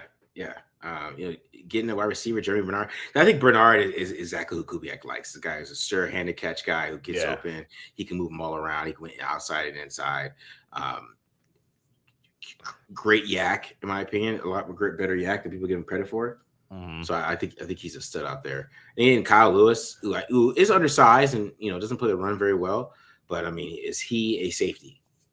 That's what I do like. I do think he gives you a little bit of a dime versatility in terms of like dime packages. I think he gives you some room there, especially with Quay Walker and Nakobe Dean on the roster. Christian Miller, I think, just resets that like defensive line, right? If you're telling me like I got Kwity Paye, Christian Miller, Max Crosby, Nakobe Dean, Quay Walker, like you're not running this football on me this year. Like this year, you're not doing it. And Christian Miller, like who knows what he develops into as a pass rusher. But I think as a run player, I think he's super smart. He doesn't seem ever to be caught out. It's almost kind of boring. Yeah. When you watch Christian Miller, you're kind of like, okay, he's there. He makes the play. Okay, he's there. He makes the play. And Bud Clark, very good. I think he can play down in the slot. Mm-hmm. That's what I would hope he would do there. And then Takario Davis, I think, is a fun Darian Porter type bet. in terms of athleticism and length there. Mhm. And then Xavier Harris is definitely just one of those day 3 dart throws. He's got a bunch of off the field issues. Like if we're being real, like the guy's got some issues. So we took 2. The 5th round was full of issues. Well, that's when you draft guys that have issues, because at the end of the day, no one's going to get mad at you for spending pick 175 on a guy who's in prison. Yeah. We don't have Chris Smith's not on the team anymore, is he? Didn't he get cut? Maybe. I don't know. We got an A- for that trade, though. I think that trade was awesome. That was a great the best trade. Thing, really that was the best thing we did. Really that was the best thing we did. We did miss out. I will say we did miss out on a couple players in the second round that I was like, but we stayed true. Can you get a screenshot that gets all of these picks, because everybody's going to want to see this? I downloaded it. So okay, good. So because everybody's going to want to see that on Twitter. Yeah, so I downloaded it. So I got the screenshot because that trade. I think the trade really set up for us to get. I mean, that's how we got Kyle Lewis, man. But Clark back. No, that's how you do it right there. Yeah, that's that. I think this would set the Raiders up for a very, very nice year combined with last year's draft class. Like you'd be like, man, this is what you got to keep doing every year. So feel good. And the chat mock was good too. I thought the chat mock was really good too. 2 weeks ago. So this is the final one. This is the whole picture here, right here. So yeah, Fernando Mendoza, Christian Miller, Jeremy Bernard, Denai Dennis Sutton, the dentist, Kyle Lewis, Bud Clark, Takario Davis, Seth McGowan, Xavier Harris, Matt Goldman, Cole Wisniewski. I will say, guys, watch a little Cole Wisniewski. He's kind of fun. Caleb Douglas out of TDL guest out of Texas Tech as our last pick. Yeah. Cole was I would say, like, watch a little Cole Wisniewski. Like I had a little fun watching him. He's kind of a little gem in this draft. Yeah, I think he's a Senior Bowl, to be honest. And he's really athletic. So what was his RAS? Maybe I'm wrong there. Let me just see. Cole Wisniewski RAS. Wisniewski. Because I thought he was a pretty big dude too. Like, yeah, he won a. Let me see. I'm not exactly getting it here, but Cole Wisniewski RAS score. I'm not seeing it here, but he had a 9.36 or 9.38 RAS, 4.4840 and a 37.5 inch vert. I mean, the guy's an athlete, so that's what you take, because you in the 7th round you get that on special teams, that really comes into play. I think he's like 6'3". Yeah, or something. He had a pretty good Senior Bowl week. Who are the most explosive? Who are the explosive players in the mock draft? I'll give you DDS, Denai Dennis Sutton, Kyle Lewis, Takario Davis, Seth McGowan. Cole Wisniewski. Yeah. Mm-hmm. I don't know what Xavier Harris tested at. I don't even know if he did test. Yeah, those are your explosive players. Christian Miller, just beef. You just need the beef. You need that in the run defense. You just need that anchor player that you can play in your base defense. And I think he could play in the nickel as well. In your sub package. I definitely think Christian Miller still has a role in that. Have you seen Jaden Nixon? I have not. Is he a corner? Because I'm going through the corner. I'm trying to finish the motherfuckers up. But I haven't got through them yet. There's just so many damn corners, man. I was like, I was watching Julian Neal today. I didn't like Demings. You didn't like Demings, but did you like Julian Neal? Because I like Julian Neal. Julian Neal's pretty good. Because there's a lot of tall corners in this draft that can't move. Like Demings was getting worked by some dude at Houston Christian. I don't know if that guy's getting drafted. Yeah. But I know that guy. It might be a great wide receivers coach because he was working the hell out of Demings. So I don't know, what do we do with that? I mean, do I draft a guy who's getting worked by Houston Christian? I don't know. Yeah. You know what I mean? This is all bad for me. I couldn't take it. What are Boston's flaws versus Bernard's? So the thing is, Bernard, I would say he He's not a deep threat. Yeah. He's a possession guy. He's a possession receiver. Like, he can get open any way you want him to if you design it. Like, you probably could design, if you get him, I believe you get him on some safeties, you can get him deep, but like outside, he can't win deep. I would say Boston, his issue, what would I say some of this? I would say that like maybe the overall route tree for Boston, just can he run a clean comeback? You know what I mean? Maybe some of those kind of stiffness things, but I think with Boston, what you could do with him though is you can move him around, and you could find different ways to get him better matchups, and because against off coverage, he's great. It's just when he gets against press, if he's trying to run a comeback against a guy who's pressing him, he doesn't have that what I would say flexibility in his hips or anything like that to kind of sit down and make guys not miss, but like get out of the phase really quickly. So that's what I would say with Boston. But I think Bernard he just can't win deep. That's basically what it is, in my opinion. I think. And does that worry you a little bit, where it's like you have Jack Besh and Jeremy Bernard on your team? Like, is that like redundant? Not with Kubiak, because I think Bernard is similar, like kind of Ayuk is. Okay. I think he's one of those type of players. Yes, he's St. Brown. I'll say more like the Brandon Ayuk type of guys. Yeah. Where like Ayuk can't really win outside that much either. You kind of saw that against the Chiefs. Because that's the Chiefs. The Chiefs just press man. The 49ers in the Super Bowl, and Debo and Ayuk couldn't get open because they can't really beat press because Shanahan moves those guys around a lot. And I think, I think Bernard can beat press. Like, I don't think he could beat it like where he's winning deep, in my opinion. And maybe Ayuk did, in college a little bit more than he did, but that would be more my comp than maybe Sugar. That's about St. Brown. I don't see that. St. Brown is Makai Lemon. I mean, Jeremy Bernard seems like Jacoby Myers. That's a great one. That's what it seems like to me. And I was that's kind of the thing that is a pause to me, where it's just kind of like, look, the reason we traded Jacoby Myers is because you think you have Jack Besh there. Then do you just add another? Look, is Jeremy Bernard a blocker? Is that another thing? I haven't really seen that. Is he getting up there? He blocks, yeah, okay, so he's getting up there and block. That probably helps a little bit. And I think it's fine to have two of the same receiver, for sure. I think that's fine, especially when you have Tucker, and hopefully you can just get something out of Thornton and then the tight ends. But no, I think, like I said, I'm through the moon about the mock draft. Landon Robinson is interesting, man. I have watched him. He's definitely a ball player. He's 5'11". It's just crazy. His frame has just like not existed before. He's like 5'11", like 310 or something. The guy's just a sphere. Yeah. Just an absolute sphere. He's the Las Vegas sphere. That's, if the Raiders drafted him, that's what he would be to me. And definitely productive. And like, how high is he gonna go? If he's there in like the 6th round, like, sure.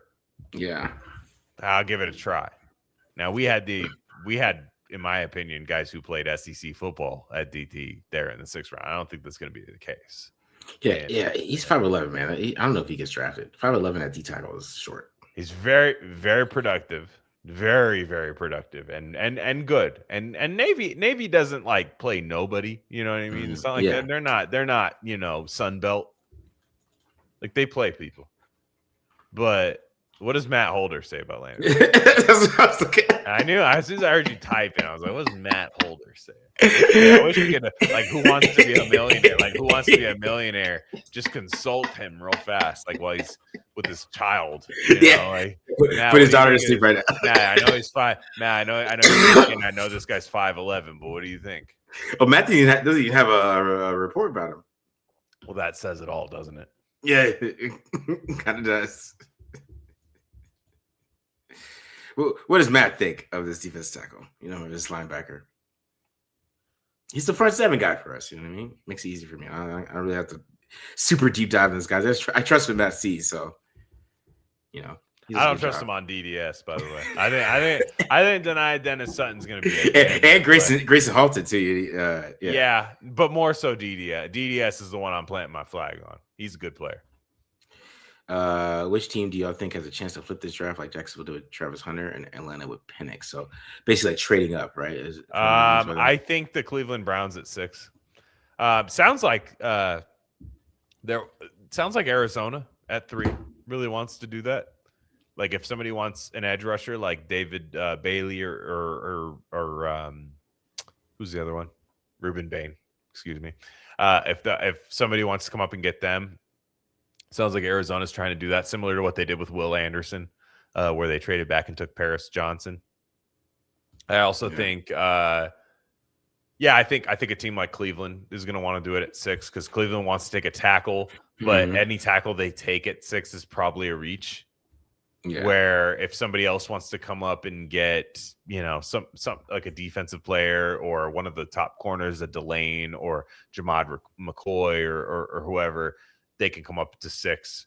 A team like the Rams coming up from 13 would make sense if they want to get another corner and just go, nobody's going to pass on us this year. There's plenty of options. I think the Raiders are that team in 2027, by the way. I haven't said this yet, but I think the Raiders are going to be set up at quarterback. And I think everybody's going to want to get quarterbacks. And if the Raiders just don't have a very good season this year, which, again, they're not predicted to, they're going to be the trade-up team. They're going to be the team where people trade up and go, I want Lenora Sellers. Yeah. Or I want, John Mateer, or I want whoever's that top quarterback. Somebody's going to Sorsby. Yeah, one of these guys. And they're going to say, I want this. They'll trade back a few spots and still get like a top receiver or lineman, whatever. All right, let's see a couple of questions over here through this raffle here. What are your thoughts on Jacoby Lane? I think Jacoby Lane's a good player. I just don't. He's just not like a standout guy. He's kind of like, he's pretty good in the red zone. He's a good route runner. He's just kind of just there in my opinion. You know what I mean? Yeah. I think there's some better receivers than him. So we'll see where he goes. Round 5. Yeah. Day 3 basically. Yeah. Let's just say that. It makes it easier. That's why I like the day 2, day 1, day 2, because you don't have to give him a round. You're like day 3. That's 5th. That's like 4th, 5th, 6th, or 7th. You know what I mean? All right. Would you take a shot on McCoy if he was at 30? 100%. Fucking run.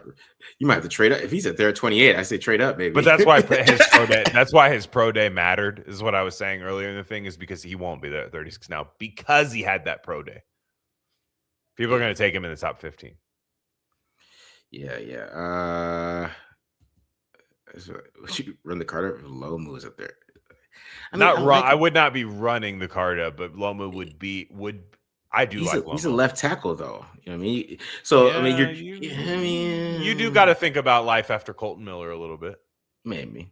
I do. I do. I think about it. I don't sprint the card up, but he is an option. Yes, if he's there at 36. All right. Let's get the raffle going. All right, so guys, I'm gonna give you guys like a couple minutes. You decide if you want to get this raffle. $1.99. We're giving away joggers and a t-shirt, and of course CMV he wants the crew neck. He wants the crew neck because he wins every single week, so he gets to pick what he wants, I guess, because he's I don't know. But yeah, so you guys want to enter, this is your chance. $1.99. The tank top, my bad, is the CMV. $1.99, you can get a joggers or a t-shirt. Joggers or a t-shirt. This is your last chance, guys. We're gonna give you a shot here. Yeah. Cole better take a step back, but ruin the Jeremiah Smith dream. I mean, the thing is with Jeremiah Smith, why you guys think about if you want to give it $1.99 or not? Think about this. Jeremiah Smith scares the hell out of me because he looks like Marvin Harrison Jr. out there a little bit sometimes. And I'm like terrified of a guy like that at this point. Yeah. Are you with me on that? I think it's insane that anybody thinks anything is one and we don't question it. For a year of college football, it's about to happen. I saw somebody saying it won't be John Mateer, Glenn. I don't know, man. Some of the people are going to watch. Like, you can't say that right now. And I guarantee you there's going to be another receiver that pops up next year that everyone's going to have side by side with Jeremiah Smith. You know what I mean? Like, somebody's going to pop up and be like, Jeremiah, but yeah, it might be Jeremiah Smith might go off. Don't get me wrong. And I like him. I like him a lot. I think he's pretty damn good. But it's like there's a full season of college football that has to happen. And I think as people that are really into the draft, there's a lot of people that are really into the draft that don't understand how college football works. And college football these guys are young. They're in their most formative years in terms of development as prospects. Who excites you right now is going to make you sick to your stomach after a year of this year's college football. Like, people are talking about Lenore Sellers as a top 10 pick next year. What if South Carolina has the same season they did last year? People are going to talk about him as a second round pick. Straight up. Like if Ohio State's going to be good. We know Ohio State's going to be good. So Smith will be up there. But there might be a guy that comes out of I don't know, what name of school here, Mississippi State, at wide receiver, that lights it up, that nobody's expecting, and that's going to become everyone's flavor of the week. That's why college football is fun, by the way, is because these people pop up and they go, "Whoa, who's that?" Yeah. Yo, book the end of the raffle is $1.99. Brandon Coleman, $1.98 left on my card. Yeah, you don't have to let me know about your bank statement. Yeah, man, you have to tell us, man. I'm sorry, Brandon. I'm sorry, dog. I mean, we've all been there, but you don't have to let me know. Yeah, you have to tell us that, bro. You know. Mm-hmm. I do not need to know account balances. That's one. Yeah, so yo, book, if you want to get in there, it's $1.99. You did get a good question here, bro. Wait, 8 and 9 season happens if the Raiders do what? That's an interesting another one. DJ. That's a great question. Because it could happen. It could happen. I would say that's at a 35% chance of happening. Is that they go 8-9? 35% chance happen. Okay. Is where I'd be at. 65%. I think they're lower than that. I think that's still the majority. 8-9 season. I think there's enough that excites you. And how did we get to 8 and 9? Was that from Kirk Cousins? Did Mendoza come in and play 4 games and be like, whoa, like, watch out? I think a lot of that comes with, the Raiders, if they're 8 and 9, I think their defense lost a lot of games. Right?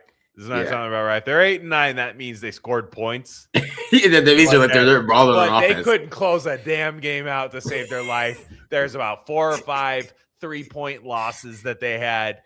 Game-winning field goals, Dicker the kicker, just stuff like this happening.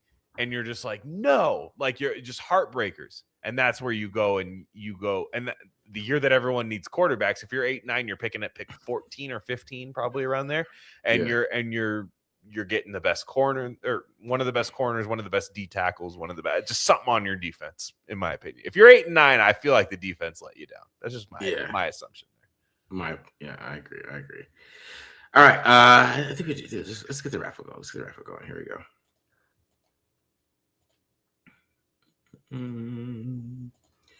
Wheel of names. Do a little shuffle here. Do a couple shuffles. Let's do one more shuffle here. All right, here we go. Are we ready? Let's make sure I got everybody. I got everybody enough, right? I think. Man, people are doing race science on my wife right now. I know. she's white. Sorry guys. Yeah. All right, just in the DJ. So yo boo, you don't want to be in there more in the thing. You just get the $9.99, or if you just, I'll put you in a couple more times. I got you, dog. I'm just not a DJ too.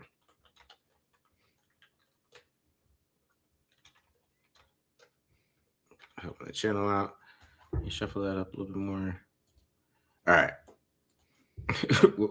Will Glenn go to a game this year or wait and see it? Are you going to the game this year? I mean, you're in Nevada now. You don't have an excuse for it's, I mean, yeah, but I'm 6.5 hours away from Vegas. So that's true. You're closer to Vegas than I am. That is real shit, though. Yeah, it's true. It's true. I'm in northern Nevada, so it's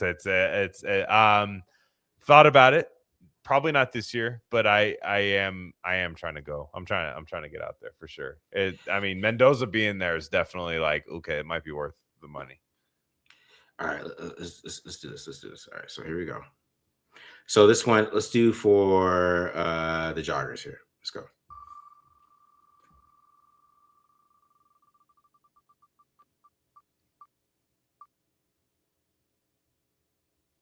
Damn, he got it. Baby Shug. Baby Shug just keeps winning in life.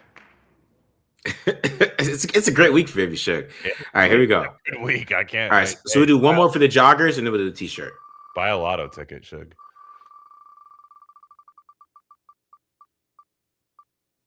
Oh, I thought it was about to be CMV again. Yo, Boog. Yo, Boog, make sure you hit me up either on my email, markjohnfootball@gmail.com, or hit me up on Twitter. All right.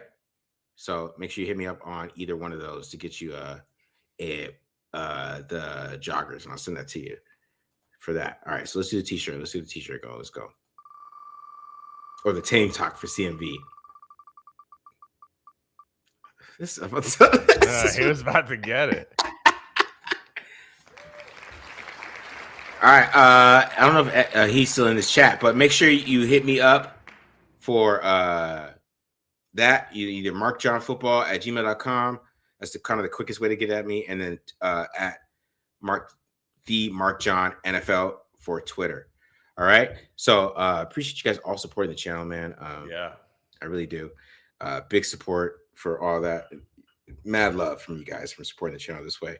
But that's our episode. Next week we'll be doing another mock draft, which is user generated. So if you guys come join the chat with us, and we'll do that with you guys. But definitely excited for we got another 20 days and to get into the draft and doing all this cool stuff. So excited about this, guy. So appreciate you guys joining us, man.